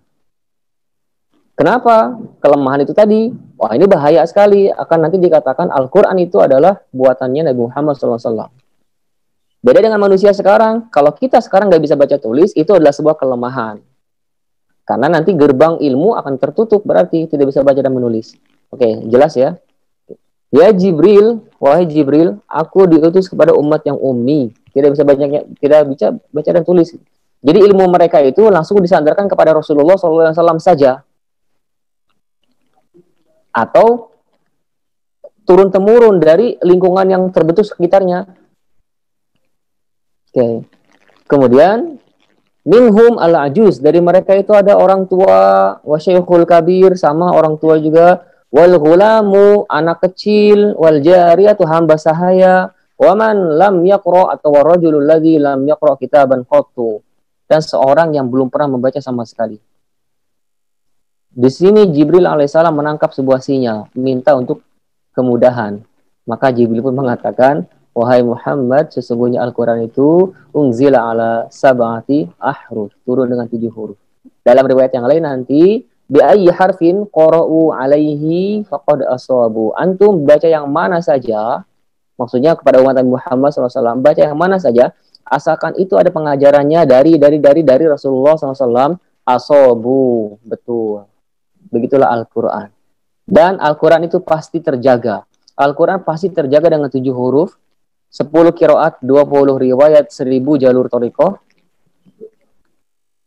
Namun apakah kita yang menjadi penjaganya, itu adalah pilihan. Al-Quran terjaga dari Al-Fatihah sampai akhir An-Nas, sampai akhir zaman. Itu adalah sebuah kepastian. Namun kita yang menjadi bagian dari penjaganya adalah pilihan. Kertas, yang tadinya kertas biasa saja, ketika di dalamnya itu ditulisin, Qul huwallahu ahad, maka saat itu kertasnya langsung naik ke level tertinggi. Sehingga kita yang tadinya pengen ke kamar mandi, bawa kertas kosong, aman-aman saja. Tapi kalau sekarang ada kertas yang berisi tulisan itu, bahkan nyimpen di saku pun nggak boleh saku celana. Harus saku yang di dada. Lihat, kertas yang tadinya kertas biasa dengan tulisan Al-Quran, kertas itu menjadi mulia. Sekarang bagaimana dengan dada-dada kita semua, antum semua, kita semua, anak sendiri, kita semua pokoknya, yang tadinya dada ini penuh dengan kemaksiatan, kotoran, lubang-lubang, noda, dan dosa, diisi dengan Al-Quran. Maka itulah alasan atau itulah salah satu jawaban kenapa Allah Ta'ala sebutkan melalui lisan Rasulullah SAW Innalillahi ahlina minan nas. Sesungguhnya Allah memiliki keluarga di golongan manusia. Para sahabat bertanya, "Ya Rasulullah, man hum? Siapakah mereka?" Qala ahlul Qur'an. Mereka adalah para pecinta Al-Qur'an. Hum ahlullahi wa khassatuh. Mereka adalah keluarga Allah dan hamba pilihannya. Cinta kita sama Al-Qur'an harus cinta. Cuma nanti masalahnya setelah cinta itu orang bermacam-macam. Ada yang siap berkorban dan ada yang belum siap berkorban. Setelah dia siap berkorban, satu harinya dia meluangkan waktu untuk Al-Quran berjam-jam, maka dia akan mendapatkan level yang pastinya berbeda dengan level yang cintanya sekedar di lisan saja. Cinta dengan hati atau hifzu, al-hifzu, penjagaan, itu bermakna juga adalah cinta. Menjagamu berarti mencintaimu. Dah. Menjaga Al-Quran berarti mencintai Al-Quran. Menjaga Al-Quran berarti mengamalkan Al-Quran. Dan seterusnya. Itu sekilas untuk kajian kita yang sangat dahsyat ini. Semoga bisa dicerna walaupun hanya 10%, 20%, bahkan cuma 1%, bahkan cuma bengong pun insya Allah itu. Paling tidak, kita jadi pernah mengkaji itu 7 huruf. Paham nggak? Enggak apa-apa. Semua indah pada waktunya. Oke, moderator segitu dulu dari Anda. Silakan lanjutkan. Alhamdulillah, terima kasih banyak Syekh Hanova yang telah sharing ilmunya tentang pemaknaan Al-Quran lebih dalam ya, tentang hakikat Al-Quran diturunkan dalam 7 huruf. Ternyata alhamdulillah apa yang dia sampaikan cukup membuka pikiran kita tentang Al-Quran, pengetahuan kita tentang Al-Quran, dan setidaknya kita sudah mendapat gambaran umum ya Syekh. Meskipun beliau tadi mengatakan ini cukup berat temanya, tapi setidaknya teman-teman di sini, siswa dan siswa SC ini mempunyai gambaran umum. Ternyata Al-Quran yang kita baca selama ini gak cuma satu versi doang, ternyata ada beberapa versi ya. Dan menarik sekali yang disampaikan beliau, dan saya pribadi pun sebenarnya punya pertanyaan banyak, cuman saya serahkan dulu ke teman-teman nih. Yang mau bertanya silakan, insya Allah nanti akan ada hadiah baik penanya. Silakan. Atau kalau nanti nggak ada yang mau nanya, Syekh Hanova nih yang akan bertanya ke teman-teman nih. Silakan teman-teman yang mau bertanya, silakan di kolom chat ataupun bertanya secara langsung. Silakan. Atau dari Bapak Ibu gurunya juga silakan. Yang penasaran tentang qiraat ya, tentang versi bacaan itu silakan. Ada? Kalau gitu mengawali dari saya dulu ya, saya mohon izin tanya. Kan ada qiraat sab'ah, qiraat 7 sama qiraat asyara ya Syekh. Itu apa bedanya Syekh antara dua qiraat itu? Kenapa enggak qiraat asyara saja, enggak? Kenapa harus ada sab'ahnya juga gitu Syekh? Sudah. Jadi kalau di sini yang antum lihat ini ada piramida ya. Piramida ini adalah level atau levelisasi seseorang ketika dia ingin belajar Al-Quran sampai ke puncak. Oke, maksudnya level tertinggi dari ilmu itu di mana? Oke, level di sini adalah secara majazi ya, karena pada hakikatnya wa fawqa kulli dzi ilmin alim, di atas yang berilmu ada yang lebih berilmu, yaitu Allah Ta'ala. Tapi ini secara ukuran manusia maksudnya. Yang pertama adalah seorang sebelum berbicara apapun itu, maka yang paling pertama adalah harus huruf dulu. Nomor 1, tahsin Al-Quran, maksudnya adalah huruf dulu. Kenapa mesti huruf? Karena dari huruf itulah nanti dia tersusun satu Al-Quran. Kemudian yang kedua, tashih Al-Quran. Setelah huruf itu disandarkan kita sampai ke Rasulullah SAW, kita punya metode namanya fasahatul lisan. Fasahatul lisan itu adalah melatih setiap murid untuk menyandarkan huruf per huruf dari hamzah sampai ya, sesuai dengan yang diajarkan Rasulullah SAW dan bersanad. Oke. Kemudian setelah itu si peserta itu naik level. Silakan dia untuk membacakan dari awal sampai akhir Al-Quran. Wah, ini level sangat tinggi sekali. Kemudian di atas itu ada level yang lebih tinggi lagi, itu level hifzul Quran, tahfiz Al-Quran. Maksudnya di sini adalah Al-Quran yang tadinya itu tertulis di dalam mushaf dipindahkan supaya terinstal di dalam dada. Oke. Nah, 1, 2, 3 ini berbicara dasar. Kenapa dasar? Karena semuanya kita menggunakan hanya satu riwayat saja dari total 20 riwayat. Yaitu riwayat yang umum di seluruh dunia, riwayat Hafiz. Naik berikutnya nanti ada sebuah ilmu seluruh bacaan Rasulullah Shallallahu Alaihi Wasallam. Cuman ilmu tersebut sangat luas sekali. Di sini ada sepertinya Anda bawa, ini dia. Ilmu qiraat itu ada level-levelnya. Level pertama adalah level sugro. Level sugro, apa itu sugro? Sugro itu level yang kecil. Apa maksudnya? Maksudnya setiap qiraat yang 10, mana aja qiraat yang 10 ini dia. Ini qiraat yang 10 nih. Beserta tempat-tempatnya. Anda bacakan ya. Di Madinah ada Imam Nafi'. Muridnya yang yang ditetapkan itu adalah Qaulun dan Warash. Di Mekah itu ada Ibnu Katsir, muridnya Al-Bazzi dan Qunbul. Di Basra itu ada Abu Amr, muridnya atau riwayatnya Ad-Duri sama As-Susi. Di Syam itu ada Ibnu Amir, muridnya Hisham dan Ibnu Zakwan. Di Kufah ada Imam Asim, muridnya Syu'bah dan Hafaz. Di Kufah juga ada Imam Hamzah, muridnya Khalaf dan Khallad. Di Kufah juga masih ada Kisai, muridnya Abu Haris dan Ad-Duri. Kemudian sebentar, sampai di sini dulu. Dari 1 sampai 7 ini, semua riwayat yang ada di sana, 14 riwayat itu, semuanya hanya berdasarkan satu jalur saja. Hanya berdasarkan satu jalur saja, yaitu jalur yang umum yang dipakai banyak orang seluruh dunia, yaitu jalur ini dia. Matan Syatibi, jalur Imam Syatibi. Di sini dijelasin tentang bagaimana riwayat ini membaca, bagaimana riwayat itu membaca di sini. Hanya satu jalur saja, yaitu jalur dari Imam Syatibi, dari Abu Amr Ad-Dani. Oke. Nanti ada lagi yang 8, 9, 10. Sama. Namanya sugro, berarti hanya satu jalur saja. Di mana ilmunya? Di sini nih. Di Matan Ad-Durra Al-Mudhi'ah. Jumlahnya cuma 241 bait saja. Kalau yang ini jumlahnya cuma 1173 bait saja. Nah, gabungin ini. Set. Nah, 7 tambah 3 yang ada di sini. Berapa jadinya? 10.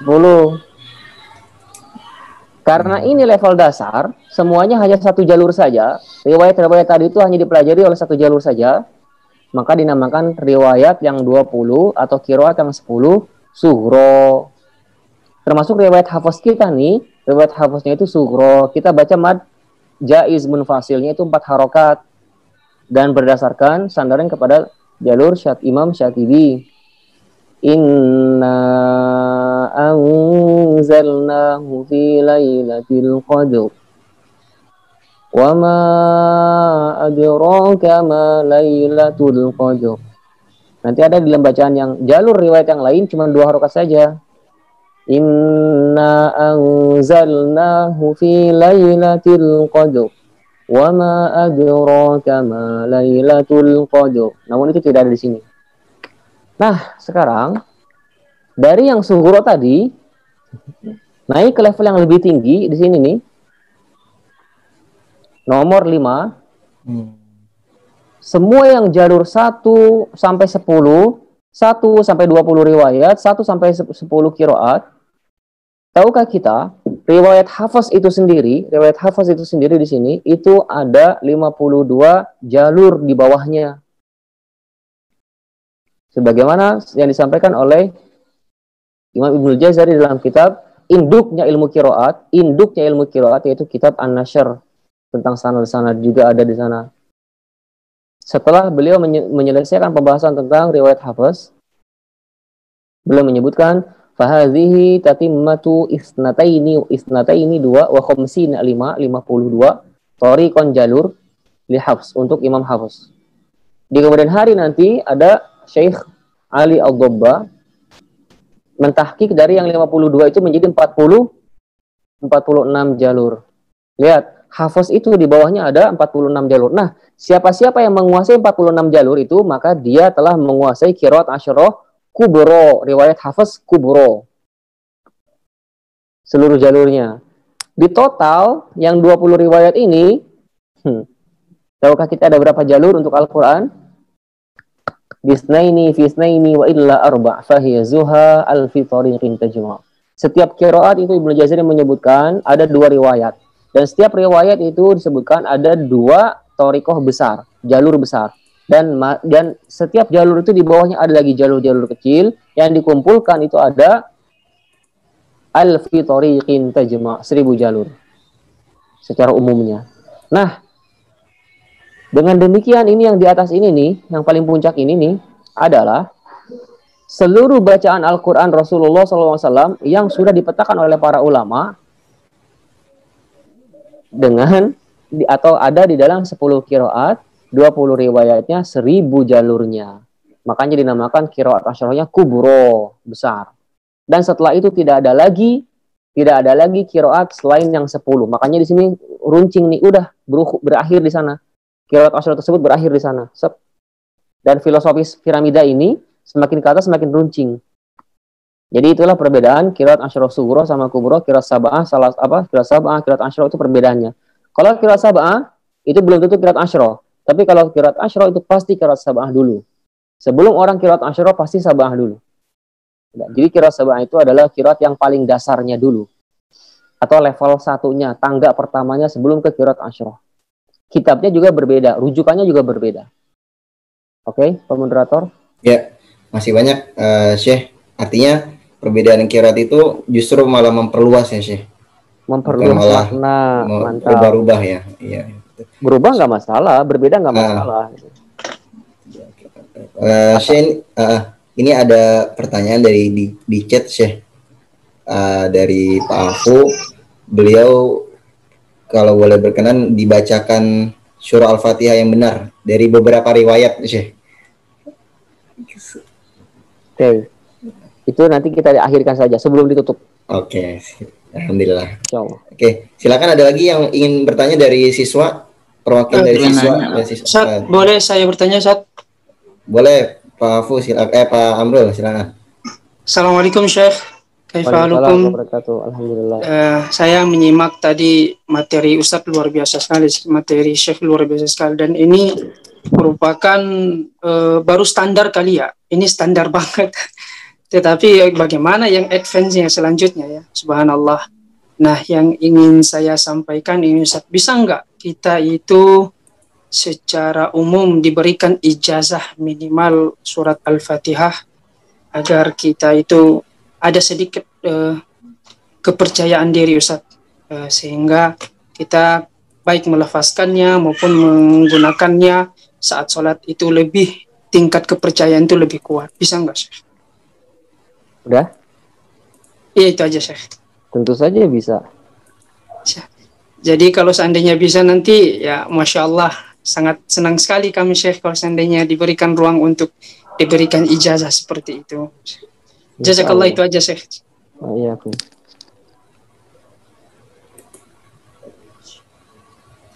Iya. Ada lagi sekiranya yang mau bertanya, tadi ada yang mau bertanya siapa? Pak, saya mau nanya. Vicky, silakan ya. Vicky. Assalamualaikum, Syekh. Apaan saya pengen tanya. Terus kalau versi yang di Indonesia di Al-Quran kita setiap hari itu versi apa, Syekh? Atau gimana? Itu aja sih, Syekh. Orangnya yang mana nih? Kameranya jangan dimatiin dong. Kenapa? Karena ilmu itu nggak bisa disampaikan sama yang mati. Nggak tahu orangnya siapa, macam. Ilmu itu dia punya ruh. Nah. Yes. Kalau tadi Ustadz Amrul bertanya, aneh kelihatan, gantengnya itu katakanlah 9. Nah, Vicky ini kita nanti akan kita lihat. Nah, Vicky-nya udah ganteng nih, Syekh. Oh, ternyata ganteng ya, sih. Ulang lagi, Syekh. Ulang lagi, Vicky, pertanyaannya. Oh, saya, Miss. Pertanyaan saya, bisa nggak, Syekh, kalau seandainya kami itu diberikan ijazah qiraah, ijazah bacaan, sehingga itu menjadi semangat bagi kami untuk mendanumkan surat Al-Fatihah minimal, dan apalagi kalau ketika kami menggunakannya di saat setiap menjadi imam sholat. Nah, ijazah ini ya minimal ijazah secara umum ya, bukan secara khusus. Kalau secara khusus itu kan memang harus ada latihannya dan ada cara tekniknya tersendiri kan. Tapi setidaknya ijazah yang diberikan seperti dari Syekh dari Suriah dulu, dia pernah memberikan ijazah dan itu saya pernah mendapatkannya, Syekh. Nah, itu alhamdulillah. Nah, apalagi kalau ditambah dengan orang-orang alim seperti antum ini, Masya Allah banget, ini kan sesuatu banget Syekh. Jadi mengikuti kajian antum aja ini harus kasih waktu yang benar-benar ini. Makanya apakah bisa nggak seandainya kami itu diberikan ijazah qiraah sehingga kami bisa ada munculnya semangat lagi untuk menghafalkan Al-Quran, kemudian melancarkannya dan terutama untuk membacakan Al-Fatihah.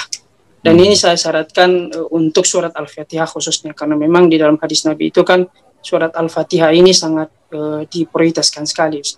Itu aja Syekh. Bisa nggak kami diberikan ijazah qiraah khusus untuk surat Al-Fatihah minimal? Itu aja Syekh. Tadi udah dijawab kan? Iya. Sangat bisa. Masya Allah. Boleh nanti, apakah nanti itu bareng-bareng Syekh atau bagaimana tekniknya? Wallahu a'lam bishawab. Dari antum semuanya.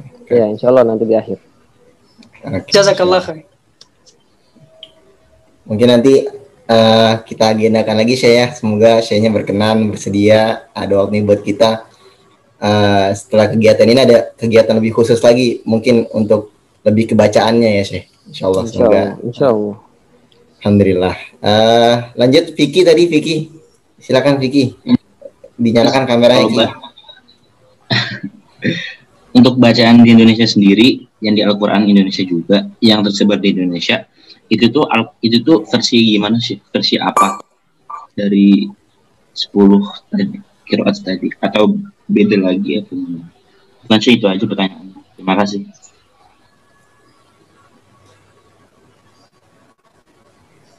Sudah? Ya. Oke. Sudah, Untuk yang di Indonesia dan sebagaimana umumnya di seluruh dunia, itu yang nomor 5 bacaan yang disandarkan kepada Imam Asim dari riwayat Hafiz. Ini dia. Yang wafat pada tahun 180 Hijriah atau dikenal dengan riwayat Hafiz. Udah. Iya. Sudah ya? Terima kasih, Syekh. Ya. Oke. Ya, jadi di Indonesia dan di dunia pada umumnya itu saya riwayat Imam Asim, qiraat Imam Asim, riwayat Hafiz ya. Oke, ada lagi yang ingin bertanya dari teman-teman lagi yang lain? Yang siswinya nih belum kedengeran nih suaranya nih. Yang siswi silakan. Siswinya ada yang mau bertanya lagi? Tadi ada yang japri sih, ada yang info sih Kak. Oh, boleh. Katanya ada yang mau nanya. Muridnya. Mana ya ini ya? Tadi Mana ada coba? tuh. Apa perlu dimention orangnya? Ya, jangan di grup di sini, di chat atau di langsung nggak apa-apa, silakan. Atau Miss Afifah mungkin ada pertanyaan. Biar murid dulu gitu, kita arahin murid. Silakan. Ayo dari kelas 12, kelas 11, kelas 10, siswa atau siswa. Oh, nih siapa? Waalaikumsalam warahmatullahi wabarakatuh. Siapa nih? Sebentar. Silakan. Saya mau nanya sih. Kalau kenapa yang banyak di Indonesia sama yang tersebar di dunia tuh riwayat Hafiz? Kenapa bukan riwayat yang lain gitu? Ya, itu aja sih. Ya. Assalamualaikum warahmatullahi wabarakatuh. Assalamualaikum warahmatullahi wabarakatuh. Silakan Syekh Kanova.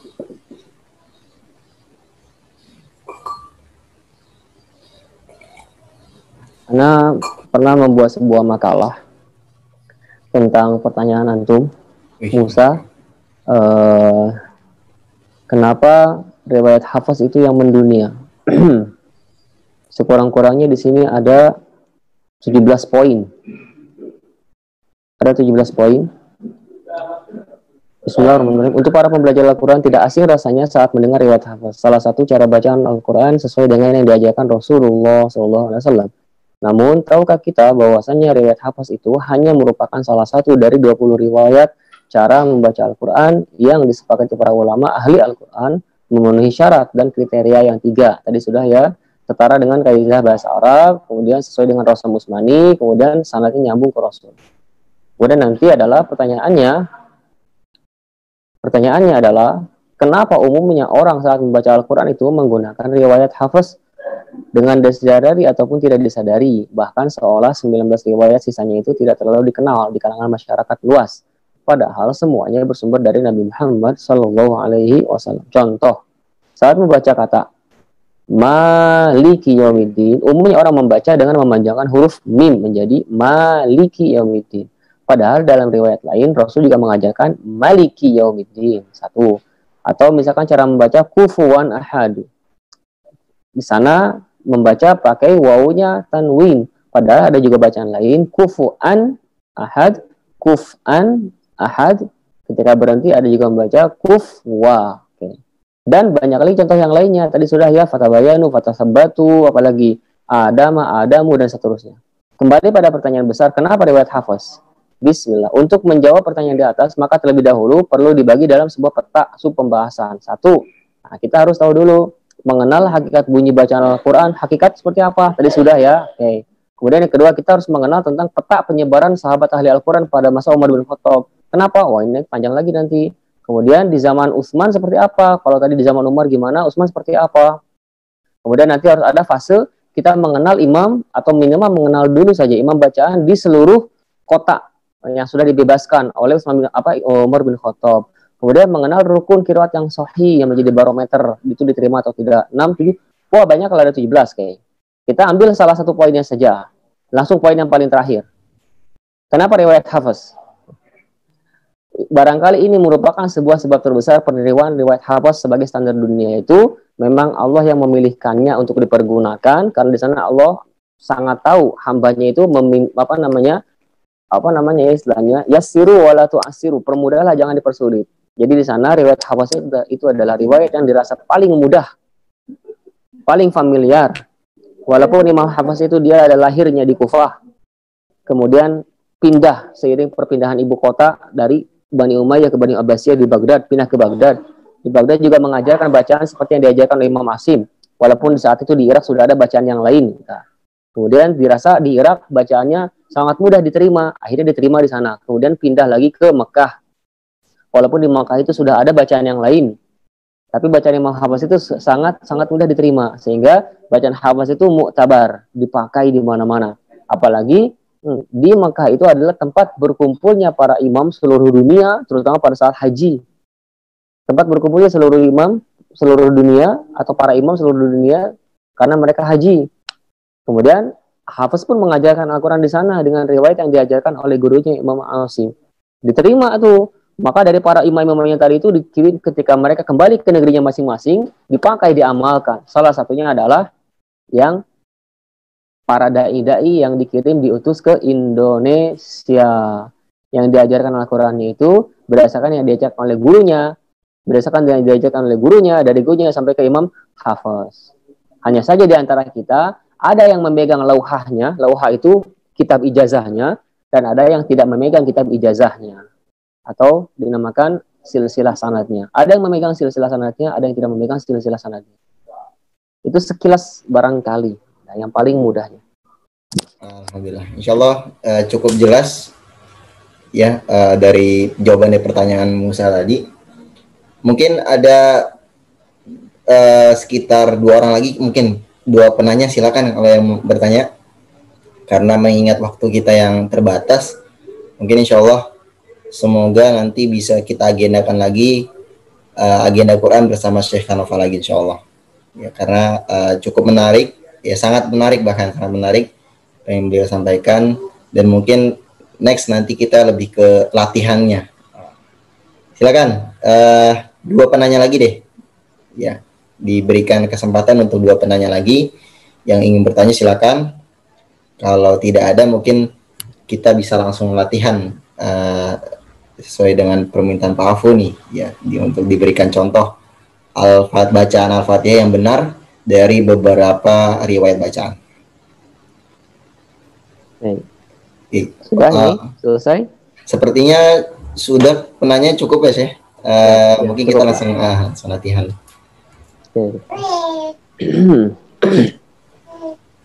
Sebelumnya kita perlu menanggapi dulu yang disampaikan sama Ustadz Amrul, Kang Amrul, yang poin ketampannya 9 dari 9. Allah Ustaz.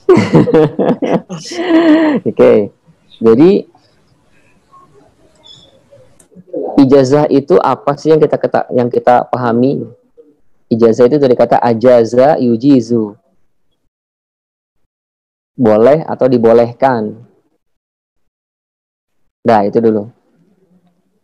Maksudnya dibolehkan apa?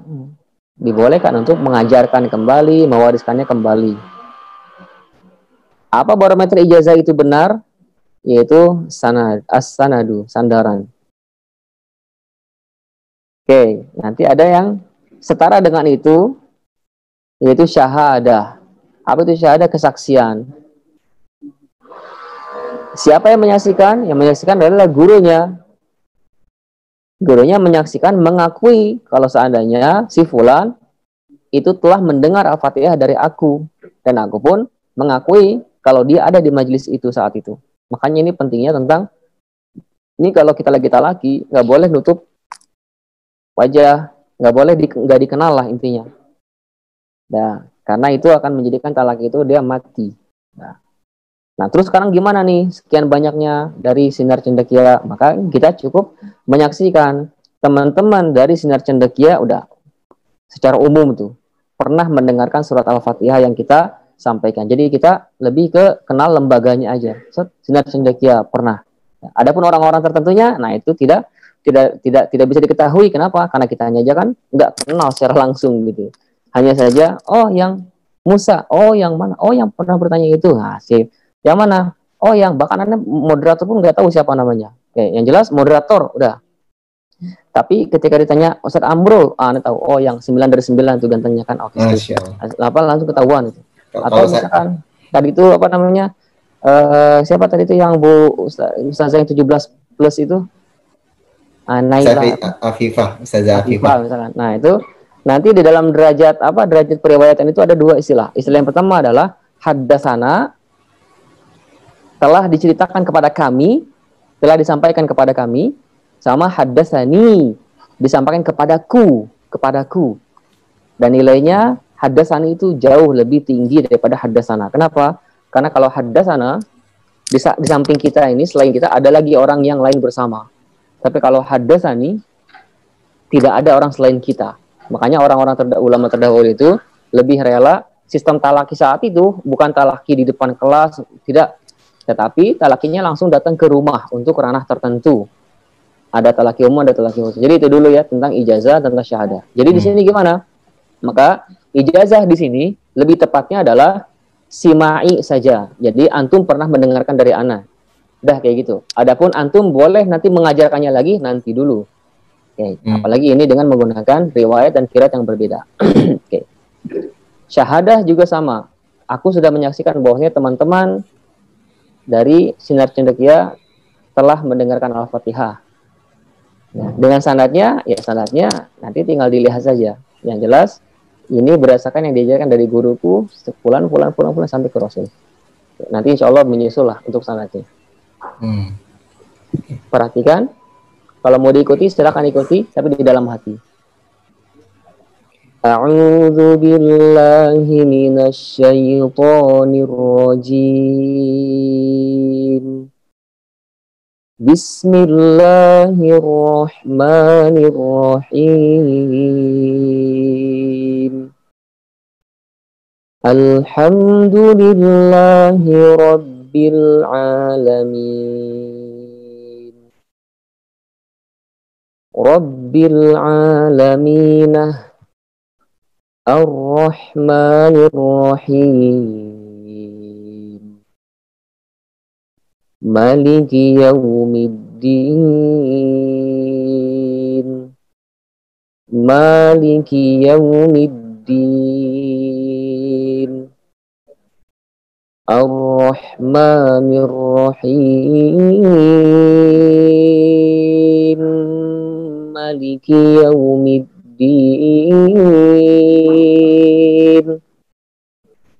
Ar-Rahmanir Rahim. Maliki yaumiddin. Ar-Rahmanir Rahim. Maliki yaumiddin. Ar-Rahmanir Rahim Maliki Yaumiddin. Iyyaka na'budu wa iyyaka nasta'in. Ihdinas siratal mustaqim. Ihdinas siratal mustaqim. Ihdinas siratal mustaqim.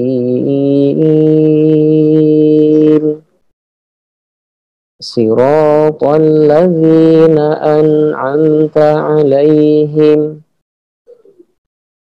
Siratal ladzina an'amta 'alaihim. Siratal ladzina an'amta 'alaihim. Siratal ladzina an'amta 'alaihim. Siratal ladzina an'amta 'alaihim. Siratal ladzina an'amta 'alaihim. Ghairil maghdubi 'alaihim waladdallin.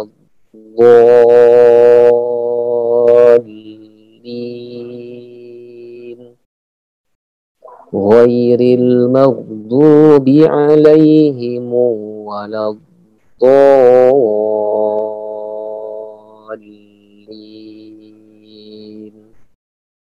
Ghairil maghdubi 'alaihim waladdallin.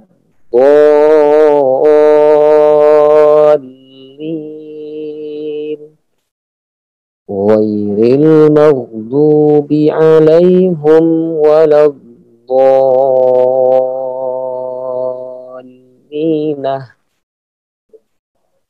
Alhamdulillahirrahmanirrahim.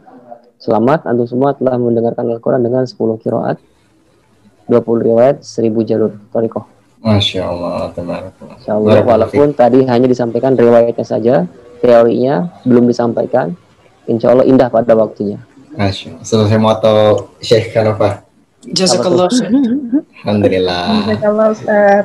Jazakallah Syekh. Iya. Alhamdulillahirabbil alamin. Iya. Baru saja kita mendengarkan penyampaian ilmu dari beliau, sekaligus juga praktek bacaan surah Al-Fatihah dari berbagai riwayat Quran ya. Alhamdulillah, kami mengucapkan banyak terima kasih kepada Syekh Kanofa Maulana LC Al-Hafiz dan tim yang sudah bersedia meluangkan waktunya, memberikan ilmunya buat kita semua. Semoga menjadi ilmu yang bermanfaat, menjadi amal jariah, dan kita doakan bersama semoga Syekh Kanofa senantiasa dalam lindungan Allah Subhanahu wa taala, dalam keadaan sehat walafiat ya. Dan semoga senantiasa sesuai dengan motonya ya Syekh, semangat dan istiqomah sampai husnul khotimah insyaallah. Amin amin amin. Jazakumullah khairan katsiran wa ahsanal jaza pada Syekh Kanofa Maulana. Kita sebelum akhiri, kita ada sesi foto bareng dulu ya, sesi foto bersama. Ustaz Amro minta tolong Ustaz, bisa nggak Ustaz? Benar. Yang lain bisa dinyalakan kamera semuanya. Kita sesi foto bersama dulu. Salah saya. Mohon ditunggu ya. Sip. Silakan dinyalakan kamera semuanya. Yang bisa memakai virtual background-nya bisa digunakan. Aduh, tadi nggak bisa nih. Ya. Oke. Udah, silakan Razan, Akbar, Darel dinyalakan kamera. Aira. Bismillahirrahmanirrahim. Yang lain bisa bantu foto juga ya. Semuanya bantu foto. Bismillahirrahmanirrahim. 1, 2, 3 senyumnya semua. Oke, sekali lagi sebentar, Pak di-save dulu. Ya, sekali lagi.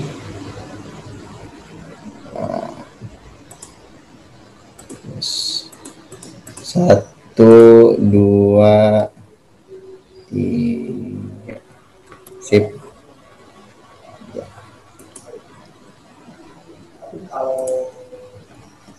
Ya. Alhamdulillah. Ya, alhamdulillahirobbilalamin. Sekali lagi kita ucapkan kalimat syukur kita kepada Allah SWT karena pada pagi hari ini jadi pagi yang bermanfaat. Diawali tadi dengan kita membaca zikir sama surat, kemudian menambah bekal ilmu kita seputar Al-Quran, seputar makna Al-Quran yang insya Allah semoga berharapnya dari teman-teman semua nih, ya kita nggak ada yang ketawa ke depan, semoga berharapnya sih teman-teman banyak yang bisa mengikuti jejak Syekh Kanova ya, supaya banyak pakar-pakar Al-Quran lagi di SC ini, bukan hanya akademik tapi melahirkan pakar-pakar Al-Quran juga ya, dokter yang ahlul Quran, Masya Allah ya, kemudian ada arsitek yang ahlul Quran itu, Masya Allah ya, semoga ini terlahir dari teman-teman semua nih yang hadir pada hari ini ya, dan semoga tadi bisa mengikuti jejak langkah beliau Syekh Kanova menjadi ahlul Quran, menjadi mewarisi juga sanad-sanad dari Nabi SAW. Baik, Syekh Kanova ada sedikit pesan buat kita semua mungkin, closing statement. Bismillahirrahmanirrahim. Sebelum anak ini izin pamit duluan, pastinya adalah segala sesuatu itu ada marohil, ada ada perjalanannya. Maka jawaban untuk setiap perjalanan, mau di level 1, level 2, 3, di level manapun itu, jawabannya adalah pertama, jiwa kita diselimuti kesabaran, kemudian tawakal sama Allah Ta'ala, kemudian hadirkan di dalam apa-apa yang tidak bisa didapatkan saat ini, bukan berarti tidak akan pernah kita dapatkan di dalam hidup kita. Namun, apa-apa yang tidak bisa didapatkan saat ini, bisa jadi itu adalah sesuatu hal yang ditangguhkan oleh Allah Ta'ala, sehingga ketika waktunya pas, kondisinya sesuai, semua indah pada masanya. Oke, dan teman-teman, kita ucapkan terima kasih sebesar-besarnya buat antum semua, terutama dari pengurus Sinar Cendekia. Insya Allah nanti kita bisa ketemu lagi, dan termasuk juga menyampaikan di akhir tahun insya Allah nanti akan ada daurah khusus 10 hari. Kalau seumpama dari Sinar Cendekia akan mengirimkan utusannya, itu pasti adalah sangat luar biasa sekali. Untuk apa? Untuk aset dari sekolahan itu sendiri ke depannya. Insya Allah kita ketemu dengan berbagai orang dari seluruh Indonesia di satu tempat nanti yang akan ditetapkan, dan ketemu lagi lebih khusus. Kalau tadi mah ini cuman ganteng cantiknya itu hanya samar-samar ya kan, karena bisa jadi itu mah efek kamera yang jahat gitu kan. Nah, ini ganteng 99 karena kamera yang jahat. Nah, oke. Nanti ketika ketemu bisa jadi wah ternyata memang dahsyat ini bulan purnama. Yes. Baiklah, semoga istiqomah semuanya. Mohon maaf kalau misalkan ada kekurangan, kekhilafan. Aku qouli hadza wa astaghfirullahal azim li wa lakum. Assalamualaikum warahmatullahi wabarakatuh.